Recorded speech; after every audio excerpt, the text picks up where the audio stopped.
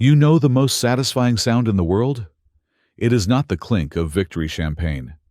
It is the dry click of handcuffs tightening around my father and stepmother's wrists, right on our front porch. They rolled up at 8 in the morning on a Sunday, with a bulldozer thinking they had won. But they did not know they had just walked into a prison without bars that I had spent 5 years building, and the door just locked. My name is John Smith. I am 32 years old, and as I stood on the frozen earth of the Blackwood Ridge estate, watching the first shovel of dirt hit my grandfather's mahogany casket, I realized that grief is a luxury. It is a privilege reserved for those who do not have to watch their backs. Around me, the wind howled through the ancient pines, carrying with it the biting cold of the Colorado high country. But the chill I felt had nothing to do with the weather. It radiated from the three people standing closest to the grave: my father, my stepmother, and my half-brother. From a distance, we must have looked like the perfect portrait of American mourning. But if you stepped closer, if you looked past the designer sunglasses and the tailored Italian wool coats, you would see the cracks in the porcelain. You would see a performance so hollow, it made my stomach turn. My father, Robert Smith, 55 years old, and wearing a suit that cost more than the truck I drove, was dabbing at dry eyes with a silk handkerchief. He was putting on quite the show for the local dignitaries and business partners who had come to pay their respects to Arthur Blackwood. Robert was shaking his shoulders, heaving with what looked like sorrow, but was actually the jittery anticipation of a gambling addict waiting for the payout. Beside him stood Linda, my stepmother, clutching his arm as if she were the one who had lost a father, despite the fact that she had called my grandfather a stubborn old mule to his face less than a year ago. And then there was Kevin. At 25, my half-brother looked bored, checking his smartwatch every 30 seconds, his eyes darting toward the parking lot where his sports car was waiting. I stood apart from them, near the edge of the tree line. I was not wearing Italian wool. I was wearing a simple black jacket that I had bought off the rack 5 years ago. I did not have a handkerchief because I did not need to perform. My grief was a heavy, silent stone in my chest. For the last 7 years, I was the one who was here. When grandmother forgot who she was, I was the one who fed her. When grandfather's heart began to fail, I was the one who managed his medications, drove him to every appointment, and sat up with him through the terrifying nights when he could not breathe. Where was Robert during those 7 years? He was in New York. He was in Miami. He was chasing big deals that always seemed to evaporate just before signing. He was too busy to visit, too busy to call, unless he needed a bridge loan to cover his latest failure. He treated Blackwood Ridge not as a home, but as an ATM machine that occasionally malfunctioned. The ceremony ended. The guests began to disperse, murmuring their condolences to Robert, shaking his hand, telling him what a great man his father was. Robert nodded solemnly, accepting the praise he did not earn. I watched them leave one by one, until only the four of us remained. The transformation was instantaneous. The moment the last taillights faded down the winding mountain road, Robert's posture changed. The slump of grief vanished, replaced by an arrogant straightening of his spine. He did not look at the grave. He did not look at me. He turned on his heel and marched toward the main house, barking over his shoulder. Inside. Now. We have business to discuss. I followed them into the house. The warmth of the foyer usually brought me comfort, but today it felt suffocating. The house smelled of old cedar and lemon oil, the scent of my childhood, the scent of safety. But as Robert stormed into the library, my grandfather's sanctuary, that safety shattered. Robert walked straight to the massive oak desk that had belonged to Arthur Blackwood for 40 years. Without a second of hesitation, he sat down in the high-backed leather chair. The leather creaked under his weight, a sound of protest that only I seemed to hear. He spun the chair around, kicked his feet up onto the polished wood surface of the desk, and laced his fingers behind his head. Finally, Robert exhaled, looking around the room with a gaze of ownership. God, I thought that priest would never shut up. Linda walked over to the window, pulling back the heavy velvet curtains to look out at the snow-covered valley. "It is freezing in here," she complained, her voice sharp and nasal. "We need to modernize the heating system first thing, or just tear it all out. It smells like old people in medicine." Kevin did not even bother to sit. He wandered over to the liquor cabinet, a beautiful glass-fronted piece that held grandfather's collection of rare scotches and brandies. Some of those bottles were older than Kevin. He opened the cabinet door without asking, grabbed a crystal decanter of 50-year-old cognac, and poured himself a generous glass. He took a swig, grimaced, and wiped his mouth with the back of his hand. "This place is a dump," Kevin said, kicking the leg of an antique side table. "Look at this furniture. It is heavy, ugly, and depressing. Who even buys this junk anymore? We could not even give this away at a garage sale." I stood by the door, my hands clasped behind my back, watching them defile the space. I wanted to scream. I wanted to drag Kevin away from the liquor cabinet and push Robert's feet off that desk. But I did not. I remembered the plan. I remembered the promise I made to a dying man. "You wanted to see me, Father?" I asked. My voice was calm, steady, betraying nothing of the rage boiling beneath my skin. Robert laughed. It was a harsh, barking sound. He reached down and grabbed a thick manila folder that he had brought with him. He tossed it onto the desk. It slid across the wood and stopped just inches from the edge. "Sit down, John," Robert said, though he did not offer me a chair. "Let us cut the chase.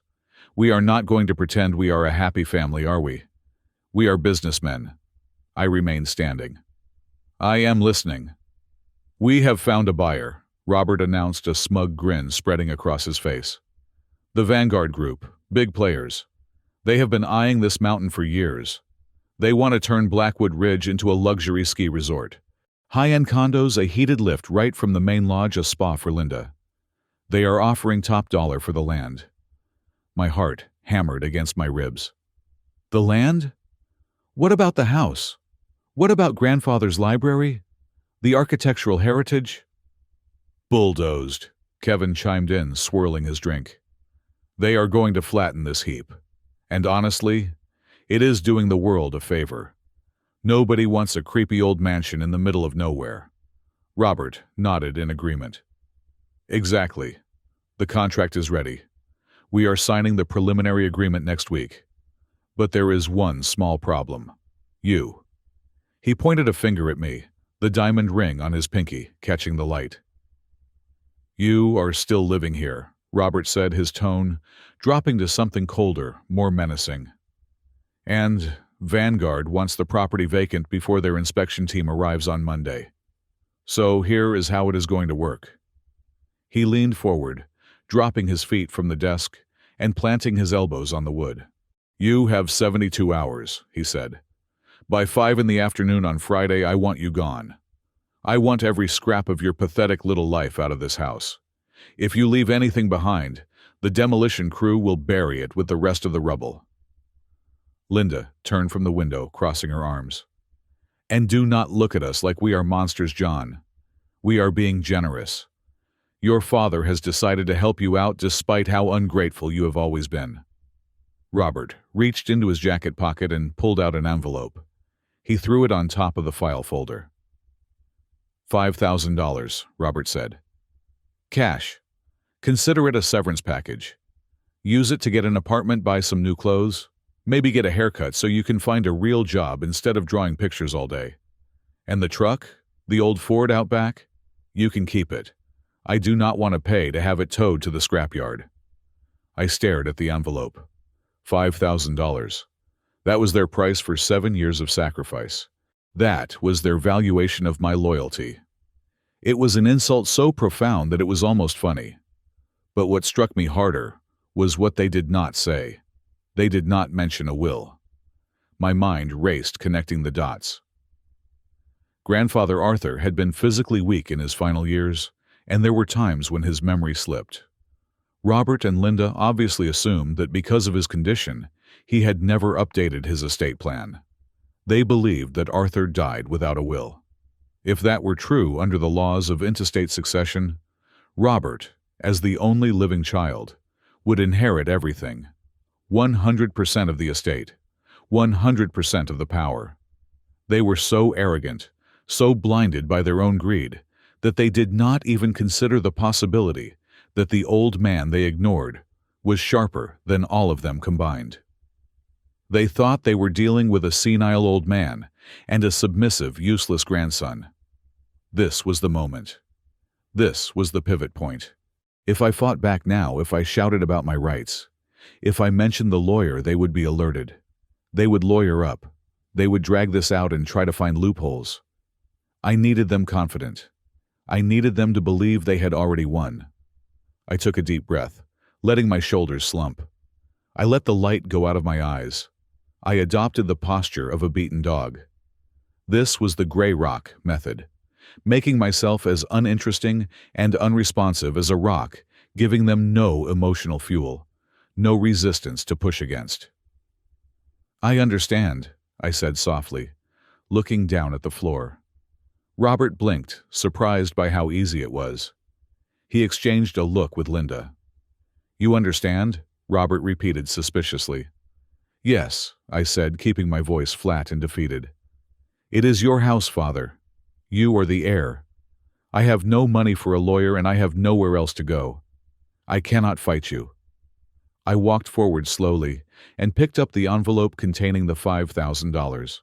My hands trembled slightly, not from fear, but from the adrenaline of the lie.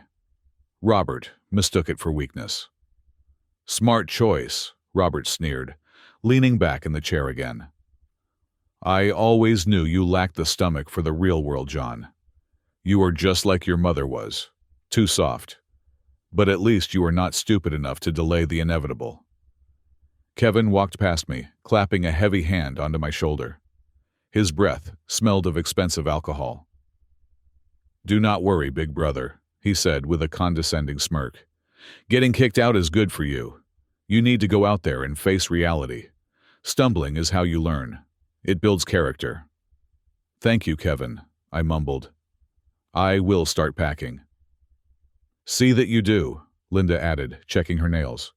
"And do not take anything that does not belong to you. We have an inventory list. If so much as a silver spoon goes missing, we will call the sheriff."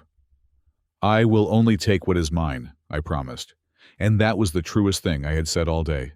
Robert waved his hand dismissively. "Get out of my sight. We have phone calls to make." I turned and walked out of the library. I could hear the pop of a champagne cork behind me as I closed the heavy oak door. They were celebrating. They were toasting to their brilliance, to their fortune, to the destruction of my grandfather's legacy. I walked through the silent hallway, past the portraits of my ancestors, past the grand staircase that I had polished by hand just last week.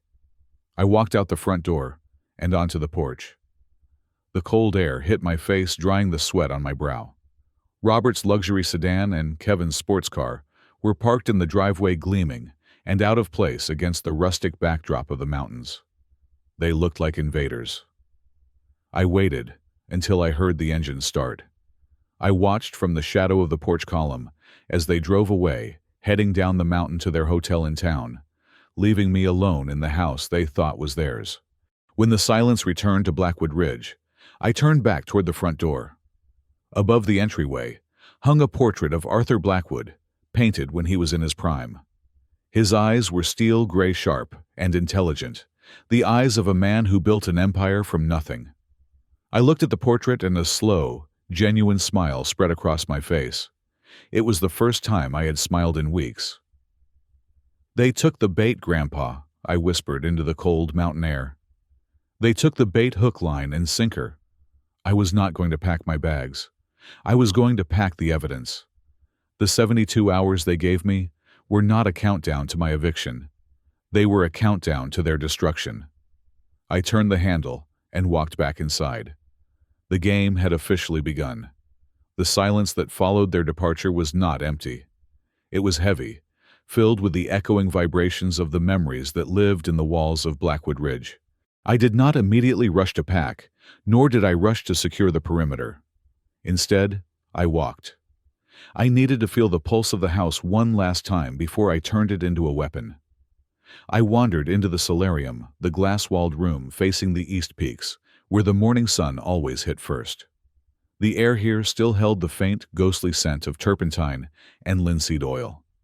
This was where my grandmother Eleanor had spent her final years trying to paint landscapes that her mind could no longer hold on to. I ran my hand along the edge of her easel, which still stood in the corner, draped in a dust sheet. I remembered the day she looked at me, her eyes clouded with the cruel fog of Alzheimer's, and asked who I was. I had held her hand, fighting back tears, and told her I was just a friend. She had smiled then, a genuine, radiant smile, and told me that her husband, Arthur, would be home soon. That was 5 years ago. I was 27 then, a junior architect at a prestigious firm in Chicago. I was designing skyscrapers, climbing the corporate ladder, and living the life Robert always said he wanted for me. But when the call came, not from my father, but from a neighbor saying Grandma had been found wandering in the snow in her nightgown, I did not hesitate. I packed my life into 2 suitcases and drove west. I traded my drafting table for a hospital bed in the living room. I traded client meetings for schedules of medication and adult diapers. My father called it career suicide. He told me I was throwing my life away to be a nursemaid. But as I walked from the solarium to the kitchen, touching the notches carved into the doorframe that marked my height from age 3 to 18, I knew the truth. I had not thrown my life away. I had found it. For 7 years, I was the gatekeeper of their dignity. The kitchen was spotless now, but my mind overlaid it with the chaotic reality of caregiving. I remembered the nights grandfather Arthur's heart failure made his legs swell so badly he could not walk. I remembered lifting him, a man who once commanded boardrooms, and carrying him to the bathroom like a child. The physical toll was exhausting, but the emotional toll was a sledgehammer. And through it all, the phone would ring. It was always Robert. He never asked about the bed sores. He never asked about the nights Grandma screamed because she saw hallucinations in the shadows. His conversations were transactional, brief, and always ended with the same punchline. How is the old man ticking? Listen, John. I am in a bit of a bind with a zoning permit in Manhattan. Do you think you could get him to sign a check for $50,000? It is just a bridge loan. I will pay it back next month. He never paid it back. Not once. I walked out of the kitchen and down the long hallway, toward the master bedroom on the ground floor. This was where it ended. This was where the war truly began. I pushed the door open. The bed was stripped, the mattress bare, but I could still see Grandfather lying there propped up on 3 pillows, his breath rattling in his chest like dry leaves. It was 3 months ago. The doctors had given him a week. He had been drifting in and out of consciousness, mumbling names of people long dead. But then, on a Tuesday night, something miraculous happened.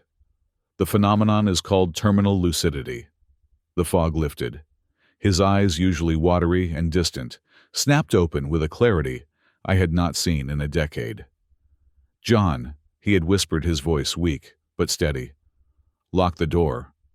I had thought he was confused, but he grabbed my wrist with a grip that shocked me. Lock the door, and bring me the phone, the burner phone, not the house line. I did as he asked. That night, sitting by his deathbed, I learned the true extent of Robert's depravity. Arthur told me about a day 2 years prior, a day I had been out getting groceries. Robert had come to the house while Grandma was in the emergency room for a fall. He had brought a notary and a contract. He tried to force Arthur, who was heavily medicated on painkillers, to sign over the deed to Blackwood Ridge. He had told Arthur that I was planning to put them in a state-run nursing home, a hellhole, where they would be neglected, and that only Robert could protect them by selling the house to pay for private care.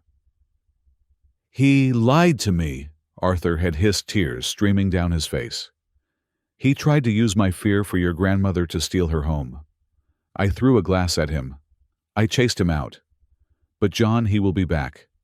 When I die, he will be back. That night, Arthur made a call to a man named Mr. Sterling.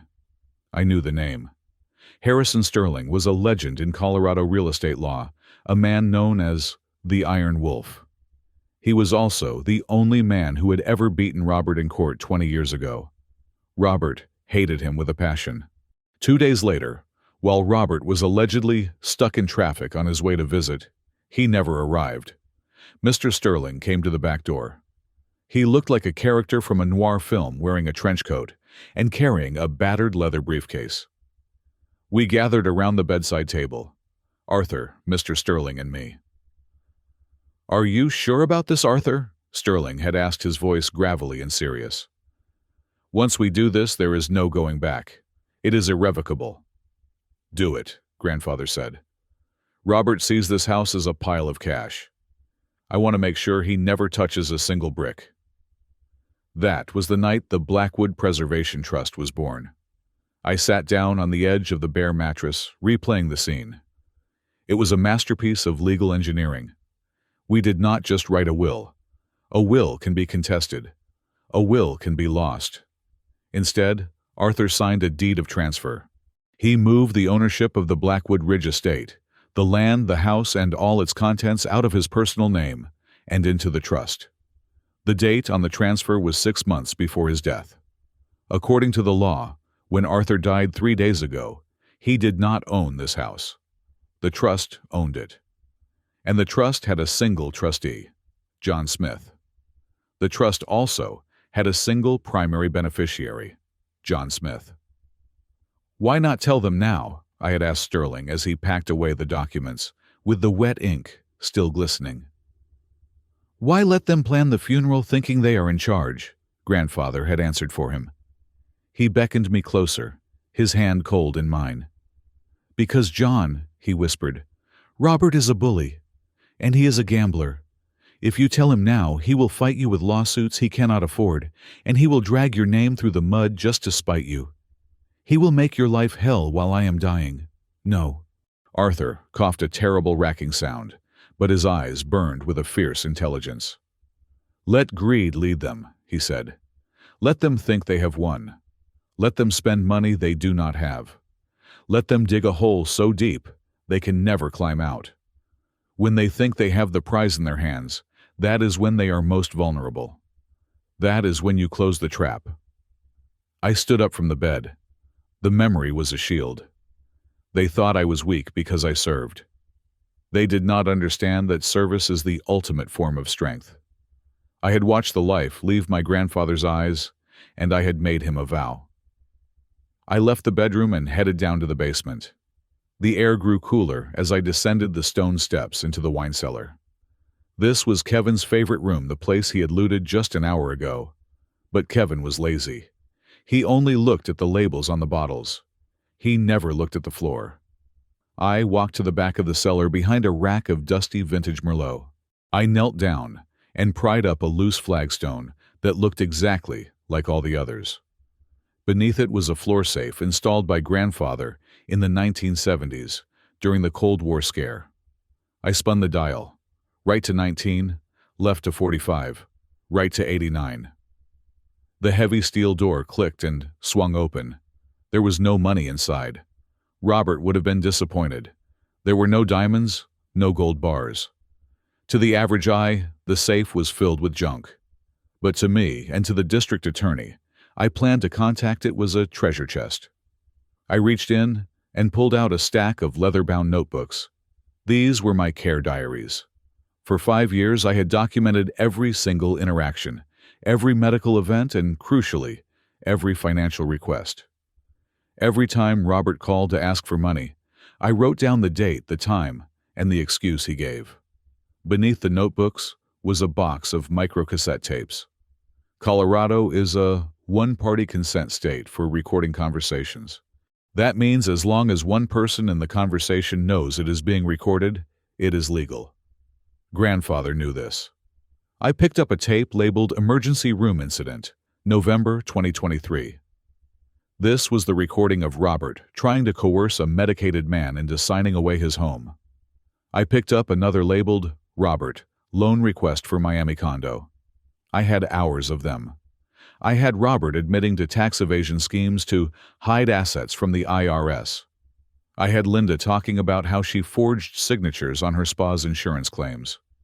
I had proof that for half a decade they had viewed Arthur not as a father, but as a dying cash cow. I placed the tapes and the notebooks into a fireproof, waterproof tactical case I had brought down with me. This was the ammunition for the moral judgment I was about to unleash. I closed the safe and locked it, then replaced the stone. I stood up, dusting off my knees. My phone buzzed in my pocket. I pulled it out.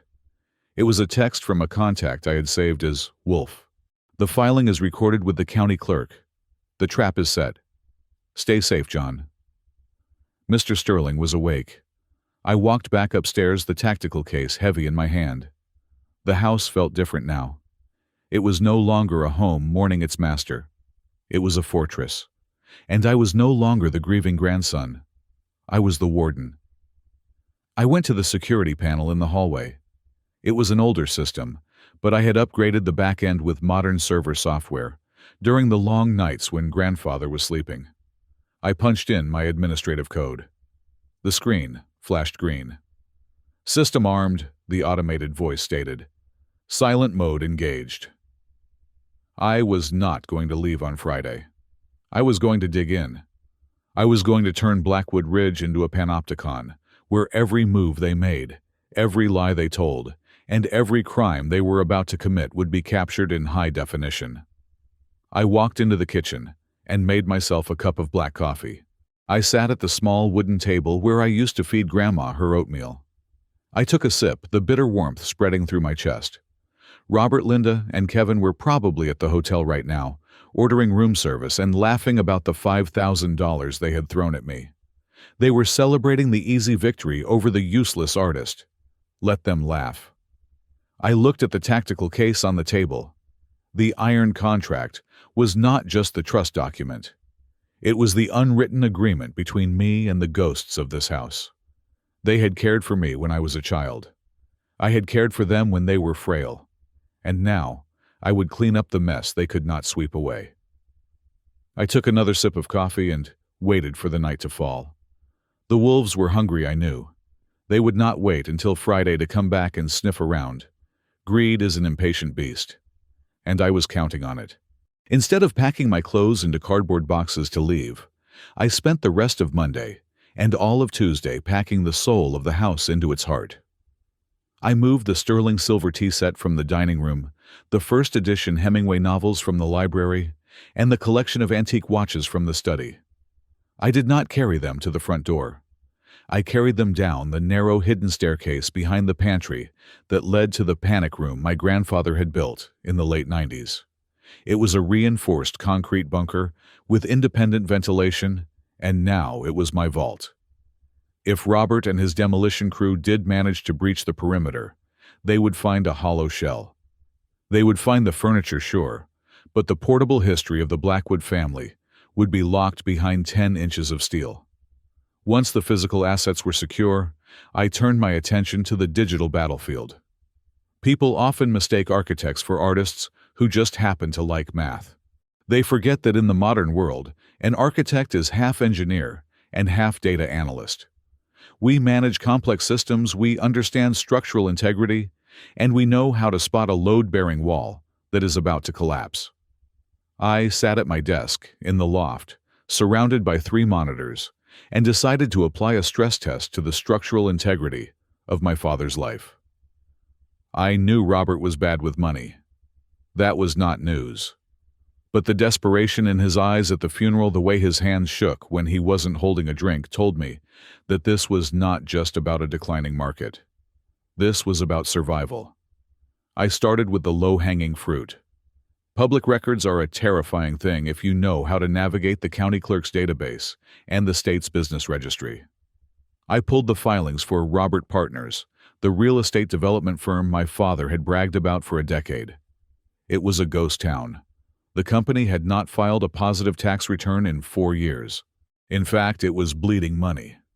But what caught my eye was a series of liens placed against the company's assets 6 months ago. A lien is like a red flag on a sinking ship, warning everyone that the captain owes money. But these liens were not from banks. They were not from Bank of America, or Chase, or Wells Fargo. They were from an entity called Shadow Holdings, LLC.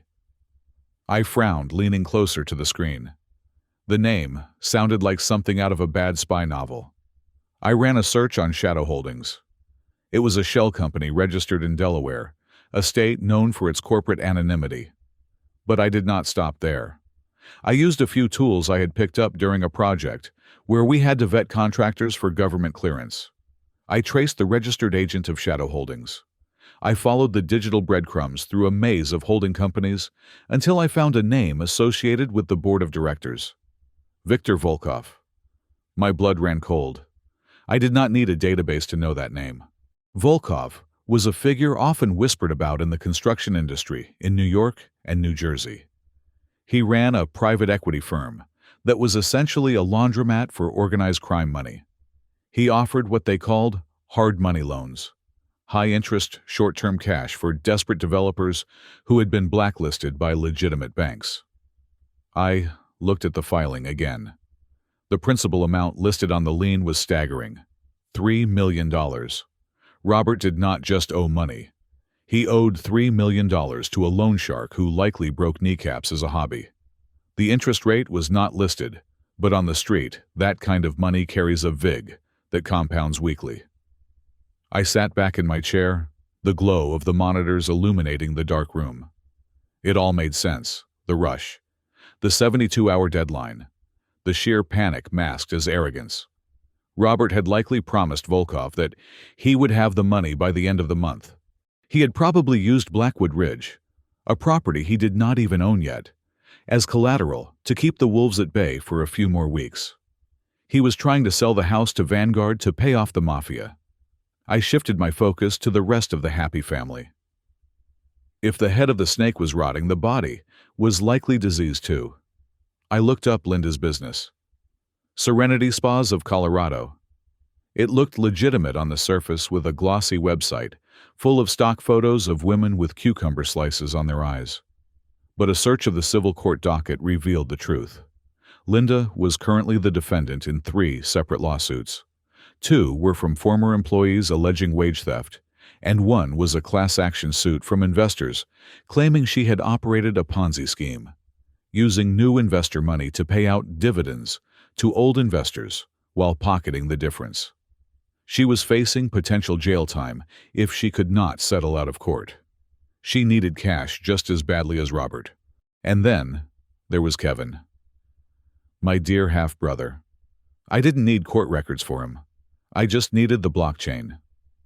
Kevin was loud on social media, constantly posting about his wins in the crypto market. I found his wallet address posted on a forum where he was begging for tips. I plugged it into a ledger analyzer.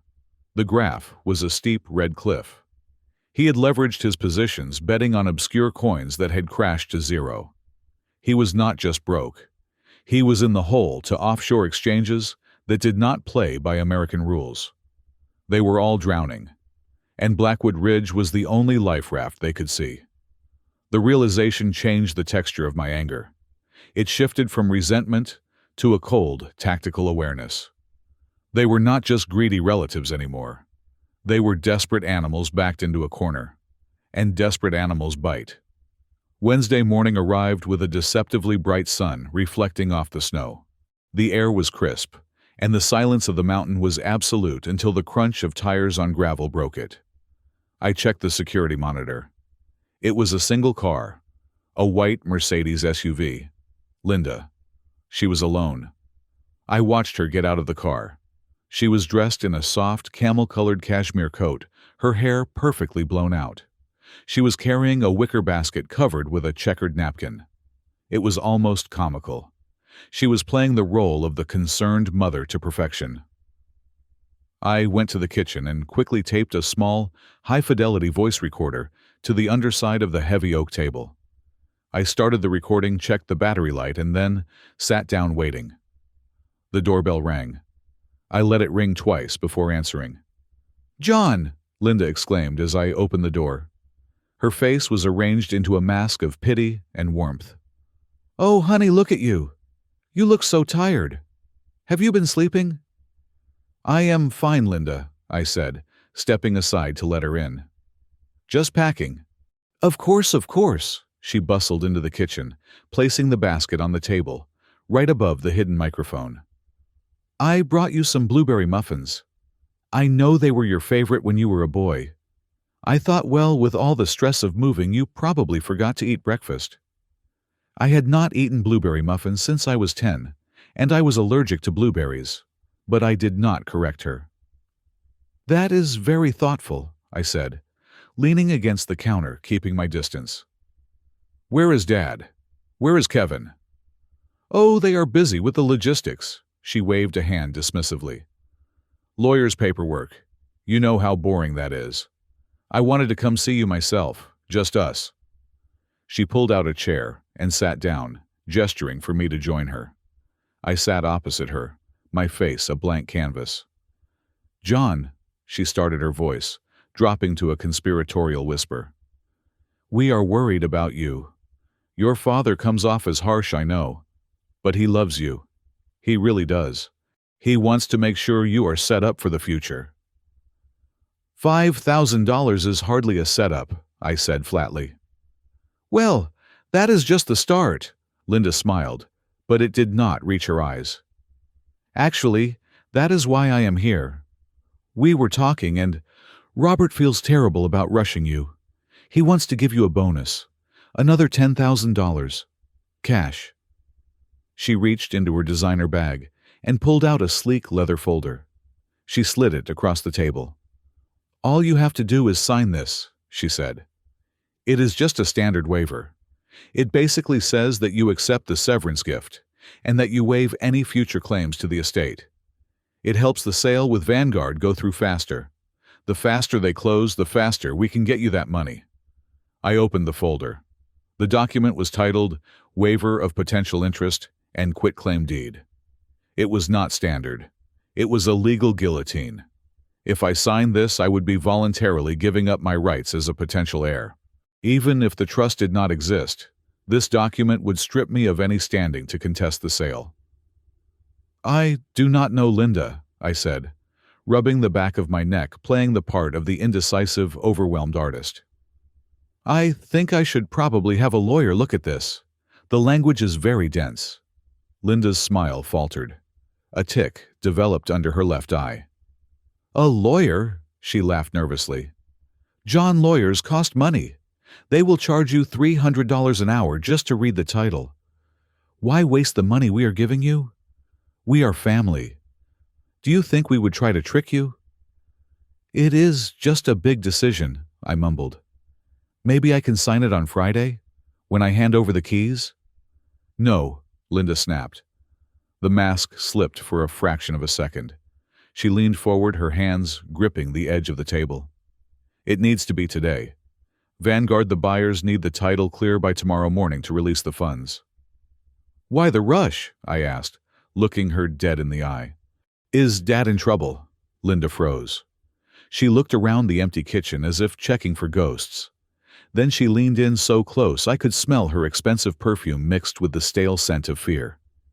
John, listen to me, she hissed, her voice trembling. You have no idea what is going on. Your father made some bad deals. He owes money to people you do not want to meet. Bad people. Russian people.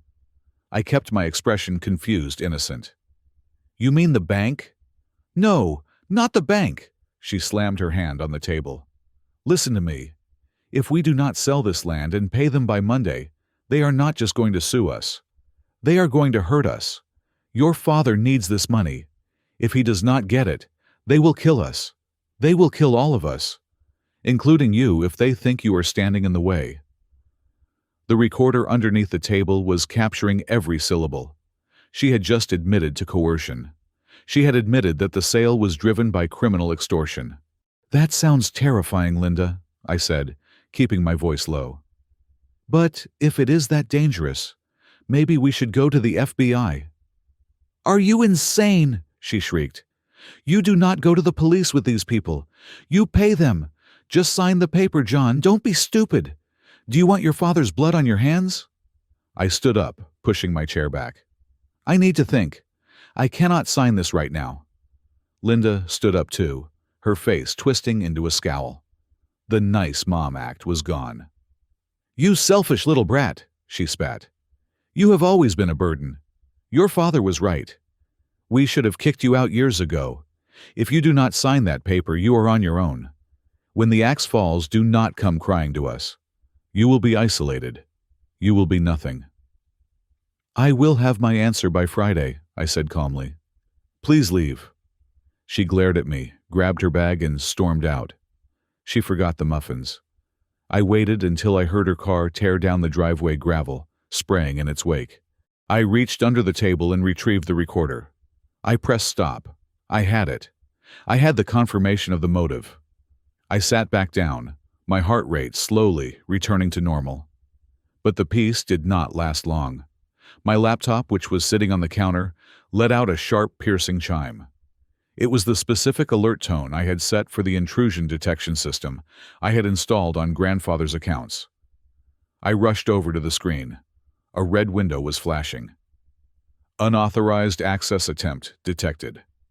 Target: Arthur Blackwood, personal checking. Someone was trying to brute force the password to grandfather's primary bank account. It was a clumsy attack, the kind a script kiddie would run. They were trying common variations of birthdays and pet names. I smiled. Kevin. He must be getting desperate. He probably thought that if he could crack the old man's account, he could drain whatever cash was left before the estate settled. I could have blocked the IP address instantly. I could have shut down the port. But that would have taught him nothing. Instead, I decided to give him a little victory. A poisoned one. I quickly typed a command into the terminal, redirecting the intrusion. Instead of the real banking portal, I routed the connection to a honeypot, a decoy server I had set up that looked exactly like the bank's website, but was completely isolated from the actual funds. I watched the logs. Login successful. Kevin was in. He would see a dashboard that looked real. I had populated the fake account with a balance of $100.42. I watched as he navigated through the fake transaction history. I could almost hear his frustration. He was looking for millions and he found lunch money. But while he was clicking around, the honeypot was doing its job. It was harvesting his digital fingerprint. It grabbed his IP address, his MAC address, and his device ID. IP address: traced 192.168.x.x. Location: the Ritz-Carlton Aspen. Guest Wi-Fi. Got him. I now had proof that someone using a device registered to Kevin Smith from the hotel where my family was staying had committed a federal cybercrime by attempting to access a deceased person's bank account. I took a screenshot. I saved the server logs. I looked at the basket of muffins still sitting on the table. I picked one up and tossed it into the trash. 3 down, I whispered to the empty room. 1 to go. The wolves were circling, but they didn't realize they were walking into a minefield. I checked the time. It was Wednesday afternoon. I had 2 days left, and I had plenty of ammunition. The blizzard hit the mountain like a physical blow around 7 o'clock on Wednesday night. It was a classic Colorado whiteout, the kind that erases the world outside your window and leaves you suspended in a void of howling wind and driving snow. For anyone else, this weather would be a nightmare. For me, it was stage lighting. I knew they were watching the house. I knew Robert was too impatient to wait for Friday. The failed attempt to hack the bank account earlier that day told me they were scrambling. They needed assets, and they needed them immediately. Robert likely believed that the original deed to Blackwood Ridge, the physical piece of paper he needed to facilitate his fraudulent sale, was hidden somewhere in the library. He was old school. He believed in paper trails. At 9 o'clock, I went to the main breaker panel in the mudroom and killed the power. The house plunged into darkness. The hum of the refrigerator died. The furnace clicked off. The only sound left was the wind screaming against the eaves. To an outside observer, it would look like the storm had knocked out the grid. It made the house look vulnerable. It made it look empty. I retreated to the sanctuary. The panic room my grandfather had built was not just a concrete box. It was the brain of the estate. While the rest of the house was dark, this room was bathed in the cool blue glow of 6 high-definition monitors, powered by a dedicated backup battery array that could run for a week. I sat in the ergonomic chair, sipping a bottle of water, and watched the thermal feeds. I did not have to wait long. At 10:30, a heat signature appeared on the perimeter monitors. It was struggling through the snowdrifts on the north side of the house, heading toward the basement window wells. The figure was moving clumsily, slipping and sliding on the ice. I zoomed in with camera 4. The night vision turned the world into shades of green and black, but the face was unmistakable. It was Kevin. He was dressed for a nightclub, not a burglary. He wore a heavy designer parka, but he had paired it with expensive sneakers that were completely useless in 2 feet of snow.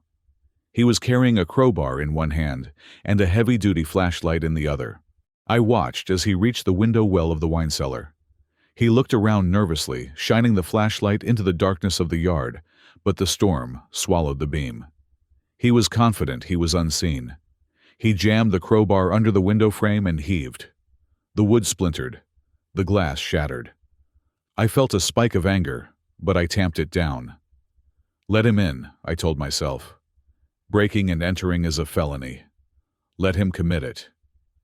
Kevin squeezed through the broken window, tumbling onto the floor of the wine cellar. He landed hard, cursing loudly. I adjusted the audio gain on the microphone, hidden in the cellar ceiling. His voice came through my speakers, crystal clear. "Stupid, freezing piece of junk house," he muttered, dusting himself off. He stood up and swept the flashlight beam around the room. He ignored the wine. He was on a mission. He marched toward the stairs that led up to the main floor, but then he stopped. He pulled out his phone. "I am inside," he said. He was on a call. I quickly tapped a command on my keyboard to isolate the frequency. I wanted to hear both sides of this conversation. Since I was on my own Wi-Fi network, which Kevin was likely using for the call due to the poor cell service in the storm, I could intercept the data packets. Robert's voice crackled into my headset. "Is the alarm off?" Robert asked. He sounded frantic. "Power is out," Kevin replied, starting to climb the stairs. "Whole place is dead. It is freezing in here. Where did you say the safe was?" "Library," Robert directed. "Behind the portrait of the horse. But check the desk first. The old man used to keep important papers in the bottom drawer. Look for a thick envelope with a wax seal. That is the deed." "Got it," Kevin said. I switched camera views as Kevin reached the main floor. He moved through the hallway, his flashlight beam cutting through the darkness like a lightsaber. He kicked open the library door. This was the room I loved most in the world. It was where Grandfather had taught me to read, where I had drawn my first sketches. Watching Kevin invade it was physically painful. He went straight to the desk. He ripped the drawers out, dumping their contents onto the Persian rug. Pens, paper clips, and old letters scattered everywhere. He found nothing. He moved to the bookshelves. He began pulling books off the shelves, shaking them, throwing them onto the floor. First editions, rare bindings. He was treating them like garbage. "Nothing here, Dad," Kevin said, his voice rising in frustration. I ripped the desk apart. I checked behind the painting. The safe is empty. There is nothing but dust. "Look harder," Robert screamed through the phone. "It has to be there. He could not have moved it. He is too stupid." "I am telling you it is gone," Kevin yelled back. He kicked a stack of books, sending them sliding across the floor. Then he paused. A cruel idea seemed to dawn on him. "Dad," Kevin said, his tone shifting, "since I am already here and since we are going to tear this place down anyway, why don't I just finish it now?" "What do you mean?" Robert asked. "I mean fire," Kevin said. He pulled a silver lighter from his pocket and flicked it open. The flame danced in the darkness. "I could burn this library down. Blame it on the storm. Blame it on faulty wiring. It would teach John a lesson. It would destroy everything he cares about." My hand hovered over the control panel. My heart was hammering against my ribs. Arson. He was talking about arson. This was no longer just a property dispute. This was a threat to life and safety. "No!" Robert shouted. "Are you an idiot?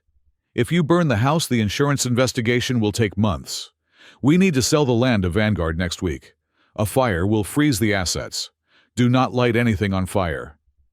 Kevin snapped the lighter shut, disappointed. "Fine. Then what do I do? I cannot find the deed. And I really want to hurt him, Dad." He looked at me like I was trash at the funeral. There was a pause on the line. Then Robert spoke, his voice low and venomous. "If you cannot find the paper, we need to remove the obstacle. We need John out of the picture so we can file for a lost deed without him contesting it." "Okay," Kevin said. "How?" "The glove compartment of your car," Robert said. "You have that bag? The stuff you bought in Aspen?" "The cocaine?" Kevin asked. "Yeah." "Plant it," Robert ordered. "Find his bedroom. Put it under his mattress. Or better yet, put it in his truck. Tomorrow I will make an anonymous tip to the sheriff. I will tell them John has been spiraling since the death using heavy drugs. Miller is a hard ass. If he finds a bag of coke in John's truck, he will arrest him for possession. Once he is in a cell, we change the locks and we bulldoze the house before he makes bail." I sat back in my chair, stunned. I had expected theft. I had expected vandalism. I had not expected them to frame me for a felony drug charge. "You are a genius, Dad," Kevin laughed. "I will go out to the truck now." "Do it," Robert said, "and make sure you wipe your fingerprints." "On it," Kevin hung up. He turned to leave the library. I looked at the recording status on my screen, capturing. I had it. I had the conspiracy. I had the intent. I had the admission of drug possession. I had the instruction to tamper with evidence.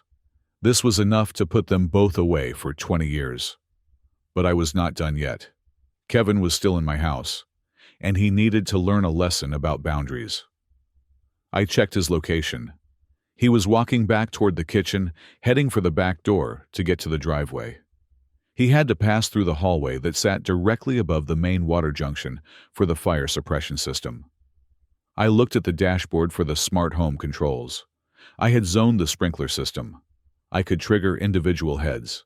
"Let us cool you off, little brother," I whispered. I waited until he was right in the middle of the hallway, directly under 3 high-pressure nozzles. I hit the execute button. Click. There was no alarm, just the sudden violent hiss of compressed water being released. The sprinklers exploded to life. But this was not a gentle mist. This was industrial fire suppression. Gallons of freezing cold water, stored in unheated pipes in the attic, blasted down onto Kevin with the force of a torrential rainstorm. "Gah!" Kevin shrieked. He dropped the flashlight. He dropped the crowbar. He spun around, blinded by the deluge. The water soaked his expensive parka instantly. It plastered his hair to his skull. He slipped on the wet hardwood floor and went down hard, sliding 5 feet before crashing into the wall. "What the hell? What the hell?" he screamed, scrambling to get up. He thought the pipes had burst. He thought the house was collapsing. He didn't even think to look for the bag of drugs. He just wanted out. He abandoned the plan. He abandoned his dignity. He scrambled on all fours toward the broken window in the wine cellar, slipping and falling again on the stairs. He looked like a drowned rat. I watched on the monitor as he threw himself out the window, landing face first in the snow outside. He didn't look back. He ran toward his car, limping, slightly terrified of the house that had just attacked him. I waited until his taillights disappeared down the mountain road. Then I turned off the sprinklers. I sat in the silence of the panic room, the adrenaline slowly fading. I saved the video file. I saved the audio file. I made 3 backups, 1 to the cloud, 1 to a physical hard drive in the safe, and 1 to an encrypted server in Switzerland. I did not sleep that night. I spent the hours cleaning up the water in the hallway and boarding up the window. I put the books back on the shelves in the library, smoothing out the crumpled pages, with a tenderness I never showed my family. Thursday morning broke clear and cold. The storm had passed, leaving the world buried under 3 feet of pristine white powder. At 9 o'clock, I sat in the kitchen with a cup of coffee and my phone. I composed a text message to Robert. Subject: Incident last night. Dad just wanted to let you know. The storm must have driven some wild animals crazy. Something broke into the basement last night and tore up the hallway. It made a huge mess. I was worried it might be a bear or a drifter, so I called Sheriff Miller this morning to file a report. He said he is going to send a forensics team up to sweep for prints and DNA. Hope you are safe at the hotel. I hit send. I could picture the scene in their hotel suite. Robert reading that text. The blood draining from his face. Forensics. Prints. DNA. He knew Kevin had been there. He knew Kevin had touched everything without gloves before the drug plan was hatched. If the police came, they would find Kevin's fingerprints all over the broken window and the library. My phone rang 30 seconds later. "John!" Robert's voice was high-pitched, breathless. "John, wait! Do not bother the sheriff." "Why not?" I asked, sipping my coffee. "It is a break-in, Dad. I do not feel safe. Someone destroyed the library." No, listen," Robert stammered. "It was probably just a raccoon. Or the wind. You know how old houses are. Look, we do not want police tramping around up there right before the sale, do we? It scares the buyers. Bad publicity. Please, for me, just cancel the report. I will pay for the damages, whatever it costs." "I do not know, Dad." "John, please," he sounded desperate. "Actually, I wanted to call you anyway. I feel terrible about how we left things on Monday. Linda feels terrible too. We have been so stressed and we took it out on you. That was wrong." I smiled. "Here it comes. The pivot." "We want to make it right," Robert continued, his voice dripping with fake sincerity. "We want to have a proper goodbye. A family dinner. Tonight. Just us. We can talk about the future. I want to give you that extra cash personally. No waivers, no lawyers. Just a father helping his son." "A dinner?" I asked. "Where?" "The steakhouse in town," he said. 7 o'clock, my treat. Please, son. Let us end this chapter with some dignity." I knew exactly what this was. It was not a peace offering. It was a distraction. They wanted to get me out of the house so Kevin, or a hired professional, could go back in and finish the job. Or maybe they just wanted to drug me and coerce a signature. But I also knew that I needed them all in one place. I needed them relaxed. I needed them confident. "Okay, Dad," I said. 7 o'clock. I will be there." "Good man." Robert exhaled, the relief audible. "We will see you then. And John, cancel the sheriff." "I will take care of it," I lied. I hung up. I looked at the tactical case sitting on the table. It was full. The care diaries, the tapes, the cybercrime logs, and now the video of the break-in and the audio of the conspiracy to plant drugs. Tonight was the Last Supper, and I was going to bring the check. The restaurant was called The Summit. It was one of those places where the lighting was too dim, the steaks were overpriced, and the clientele spent more time looking at each other than at their food. It was Robert's favorite spot in town, mostly because the waiters knew to call him Mr. Smith, loudly enough for the next table to hear. I arrived at exactly 7 o'clock. I wore my best suit, a charcoal gray number that I had not touched since my days in Chicago. It fit a little looser now, but it still commanded a different kind of respect than my usual flannel and denim. They were already seated at a large round table in the corner. It was not just the three of them. There was a fourth chair occupied by a man I recognized instantly, Marcus Vane. He was Robert's fixer, a lawyer, whose reputation was as greasy as his slicked-back hair. He was the kind of attorney who chased ambulances and drafted contracts designed to bankrupt the illiterate. "John!" Robert stood up as I approached, his arms wide open in a parody of welcome. "Look at you, cleaning up nice. I almost didn't recognize my own son." He pulled me into a hug that felt like being squeezed by a boa constrictor. I could smell the scotch on his breath, masking the underlying scent of fierce sweat. "Hello, Father," I said, extricating myself. "Linda. Kevin." Linda offered a tight, strained smile. Kevin did not look up from his phone. He was wearing a turtleneck, likely to hide bruises or scratches from his accident the night before. He looked pale, his arrogance replaced by a jittery nervousness. "And you remember Marcus, don't you?" Robert said, gesturing to the lawyer. "He happened to be in town for a ski trip, so I invited him along. Old time's sake." "Mr. Vane," I nodded. "I didn't know you skied. I thought you preferred slippery slopes in the courtroom." Vane chuckled, a dry, humorless sound. "Very witty, John. Good to see you have kept your sense of humor through this difficult time." We sat down. The tension at the table was thick enough to cut with a steak knife. Robert ordered a bottle of wine that cost more than my monthly grocery budget. He poured it himself, his hand shaking ever so slightly. "So," Robert began after the waiter had taken our orders, "let us not beat around the bush. We are family here. We want to help you, John. We really do." He reached down under the table and pulled up a sleek black leather briefcase. He placed it on the pristine white tablecloth with a heavy thud. "Open it," Robert urged.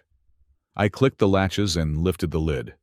Inside, stacked in neat rows, were bundles of $100 bills. $50,000, Robert whispered, his eyes gleaming.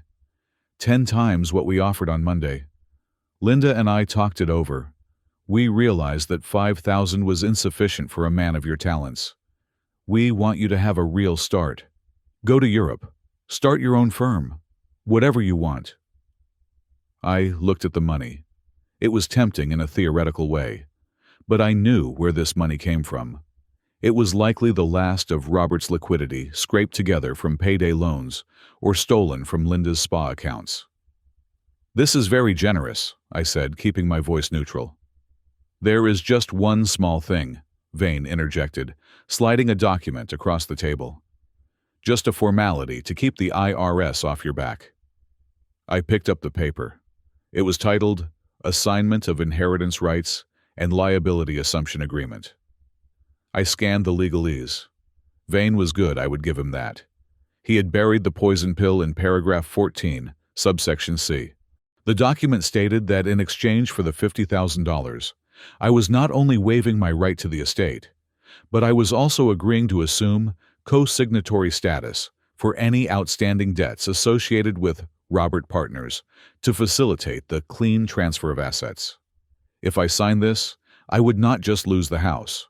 I would become personally liable for the $3 million Robert owed to the Russian mafia. He was trying to sell me into debt slavery for 50 grand. I looked up at Vane. He was watching me with the eyes of a shark smelling blood. "Standard boilerplate," Vane said smoothly. "It just says you are taking your share in cash now, so you do not have to pay inheritance tax later. We are doing you a favor, really." "Right," I said. "Inheritance tax, of course." I put the paper down, but I did not push it away. I let it sit there, a loaded gun on the table. "I will sign it," I said. The relief at the table was palpable. Robert let out a breath he seemed to have been holding for days. Linda grabbed her wine glass and downed half of it in one gulp. Kevin finally looked up, a glimmer of hope in his eyes. "But," I added, pausing for effect, "I have a question." "Anything," Robert said magnanimously. "Ask away." "I was reading the Financial Times this morning," I lied. "There was an article about the Vanguard Group. Rumor has it they are facing a massive SEC investigation for securities fraud. Their assets might be frozen as early as next week." I looked straight at Robert. "Are you sure they are the right buyers, Dad? If their accounts get frozen, your sale falls through. And if you have already spent the money you borrowed against the house, well, that would be bad, wouldn't it?" The color drained from Robert's face. He knocked his wineglass over. Red wine spilled across the white tablecloth like a gunshot wound. "What?" Robert stammered. "Where did you hear that?" "Just rumors," I shrugged, taking a sip of water. But you know how Wall Street is. Where there is smoke, there is fire. I just wouldn't want you to get stuck holding the bag, especially with other creditors waiting." Robert stared at me. For the first time, he saw something in my eyes that terrified him. He saw intelligence. He saw that I was not the passive sketching hermit he thought I was. "You," he hissed. "You have been digging. Who have you been talking to?" "Nobody," I said innocently. "Just looking out for the family. Isn't that what we do?" Vane placed a hand on Robert's arm, silencing him. The lawyer's eyes narrowed. He realized the dynamic had shifted. "John is right to be cautious," Vane said, his voice cold. "Due diligence is important. But I assure you, Vanguard is solid. The deal is solid. All we need is your signature." "Great," I said. "I will sign, but I cannot do it here. This is a legal document. I need my personal seal. It is in my desk at the house." "Use a pen," Robert snapped. "Who uses a seal anymore?" "I do," I said. "It is my architectural stamp. It makes it official. I will go home, get a good night's sleep, and have it ready for you tomorrow morning." "No," Linda said, her voice shrill. "Do it now." "Tomorrow," I repeated firmly. "I am tired, and I have a lot of packing to finish." Robert looked at Vane. Vane gave a nearly imperceptible nod. They had no choice. If they pushed too hard, I might walk away. "Fine," Robert growled. "Tomorrow, 8 in the morning. I am bringing the movers. We are clearing the house. You have the papers signed and ready, or so help me God, John. I will burn that place down around your ears." 8 o'clock, I agreed. "I will be waiting." I stood up. I did not touch the money. I did not touch the contract. "Enjoy your steak," I said. I walked out of the restaurant, feeling their eyes boring into my back. I got into my truck and drove away, but I did not go home. Not yet. I pulled over at a gas station a few miles down the road and dialed a number I had memorized. "Sterling," the voice answered on the first ring. "It is John," I said. "Activate Phase 2. "Are you sure?" Sterling asked. "Once we fire this shot, the war starts." "They tried to trick me into assuming $3 million of debt tonight," I said. "Fire the shot." "Understood," Sterling said. "I am filing the lis pendens now. It is a formal notice of pending legal action concerning the property. I will have a process server deliver it to Vanguard's headquarters in New York within the hour. By tomorrow morning, that property will be toxic. No bank in the world will touch a mortgage on it." "Good," I said. "And one more thing. I am sending you a digital package. Video, audio, financial records. Everything." "Send it." I hung up. Then I drove to the sheriff's station. Sheriff Miller was an old friend of my grandfather. He was a man of few words, a Vietnam vet who hated liars and thieves. The station was quiet. I walked in and found him at his desk, eating a sandwich. "John," he said, wiping crumbs from his beard. "Sorry for your loss, son. Arthur was a good man." "Thanks, Sheriff," I said. I pulled a USB drive from my pocket and placed it on his desk. "What is this?" he asked. "Insurance," I said. "Tomorrow morning at 8 o'clock, things are going to get ugly at the estate. My father and his family are coming to evict me. I am not asking you to intervene in a civil matter, but this drive contains evidence of an attempted break-in last night conspiracy to plant narcotics and some financial fraud that I think the district attorney will find interesting." Miller looked at the drive, then at me. His eyes narrowed. "You serious, John? Conspiracy?" "Watch the video in the folder labeled Wednesday night," I said, "and listen to the audio file labeled Library Call. If I end up dead or arrested tomorrow, I want you to open this." Miller picked up the drive. He put it in his shirt pocket. "I will be on patrol near the ridge tomorrow morning," he said, "just in case." "Thank you," I said. I walked back out into the cold night. The stars were bright and sharp above the mountains. I drove home to Blackwood Ridge. I entered the dark house and locked the door behind me. I did not turn on the lights. I walked through the shadows to the library. I sat in my grandfather's chair and waited. The trap was sprung. The bait was taken. Tomorrow the jaws would snap shut. Friday morning arrived with a sky the color of bruised iron. It was the deadline. It was the day the eviction notice expired. According to Robert's timeline, I should have been frantically throwing the last of my clothes into the bed of my pickup truck, tears streaming down my face as I said goodbye to my heritage. I was not crying. I was not packing. I was soldering.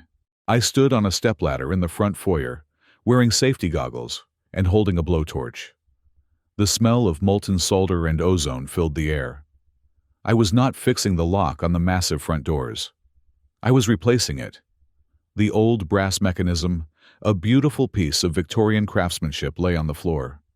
In its place, I was installing a Series 12 electromagnetic lock, the kind used to secure server rooms and bank vaults. It was rated to withstand 1,200 pounds of force. Once I connected the circuit and engaged the system, you would need a battering ram or a tank to get through these doors. But while I worked on the physical defenses of Blackwood Ridge, my phone, propped up on the hallway table, was broadcasting a crime in real time. I had set up a mirror notification system with the county clerk's digital filing portal. Any document uploaded regarding the parcel ID of the estate would trigger an instant alert to my device. At 8:15 in the morning, the phone chirped. New filing detected. Power of attorney quitclaim. Deed. I put down the blowtorch and wiped my hands on a rag. I walked over to the phone and tapped the screen to open the PDF attachment. I began to read, and a cold, dark amusement curled in my stomach. They had not waited for me. Robert was so terrified of the looming deadline with his Russian creditors, and so arrogant in his belief that I was a submissive fool, that he had decided to skip the meeting we scheduled. He did not want to risk me reading the fine print or changing my mind. The document on my screen was a general power of attorney, granting Robert Smith full legal authority to act on behalf of John Smith regarding all property transfers. I scrolled to the bottom. There on the signature line was my name, John Smith. It was a decent forgery. The slant was right. The pressure points were similar. But the loop on the J was too wide, and the cross on the T was too aggressive. It was not my hand. It was Kevin's. I remembered seeing him practicing my signature on napkins at dinner 2 nights ago, pretending he was doodling. I looked at the metadata of the file. It had been scanned and uploaded from a notary office in town called QuickSign Legal. Robert had just committed 2 federal felonies. First, wire fraud. By using the internet to transmit a fraudulent document across state lines, since the server was likely out of state, to deprive me of property, he had triggered a statute that carried a 20-year sentence. Second, forgery. He had knowingly submitted a false document to a government agency. I could have called the police right then. I could have called the clerk's office and screamed fraud. I could have stopped the transfer instantly. But that would have been too merciful. It would have stopped the sale, yes, but Robert might have claimed it was a misunderstanding, or blamed Kevin entirely. I needed Robert to believe he had succeeded. I needed him to walk onto this property feeling like a king, so I could strip him of his crown in person. I picked up the phone and dialed a direct line to the county recorder's office. Land records, this is Clara, a voice answered. Clara was a woman in her 60s who had known my grandfather for 30 years. She was the one I had visited on Tuesday. Clara, it is John Smith, I said. John, she whispered. I just saw the upload. Is this real? Did you sign this? It looks off. It is a forgery, Clara, I said, calm as ice. I am standing in my living room. I have not signed anything. I knew it, she gasped. I will reject it immediately. I will flag it for the sheriff. No, I said quickly. Do not reject it. Excuse me. If you reject it now, he gets an email saying, submission failed. He will know I am on to him. He will run. Or he will try something violent. I paused, watching the electromagnetic lock hum to life on the door. Mark it as pending review, I instructed. Let the system send him the automated confirmation that the documents have been received and are in the queue. Make him think it worked. Just do not finalize the stamp. Keep it in limbo until noon. Clara hesitated.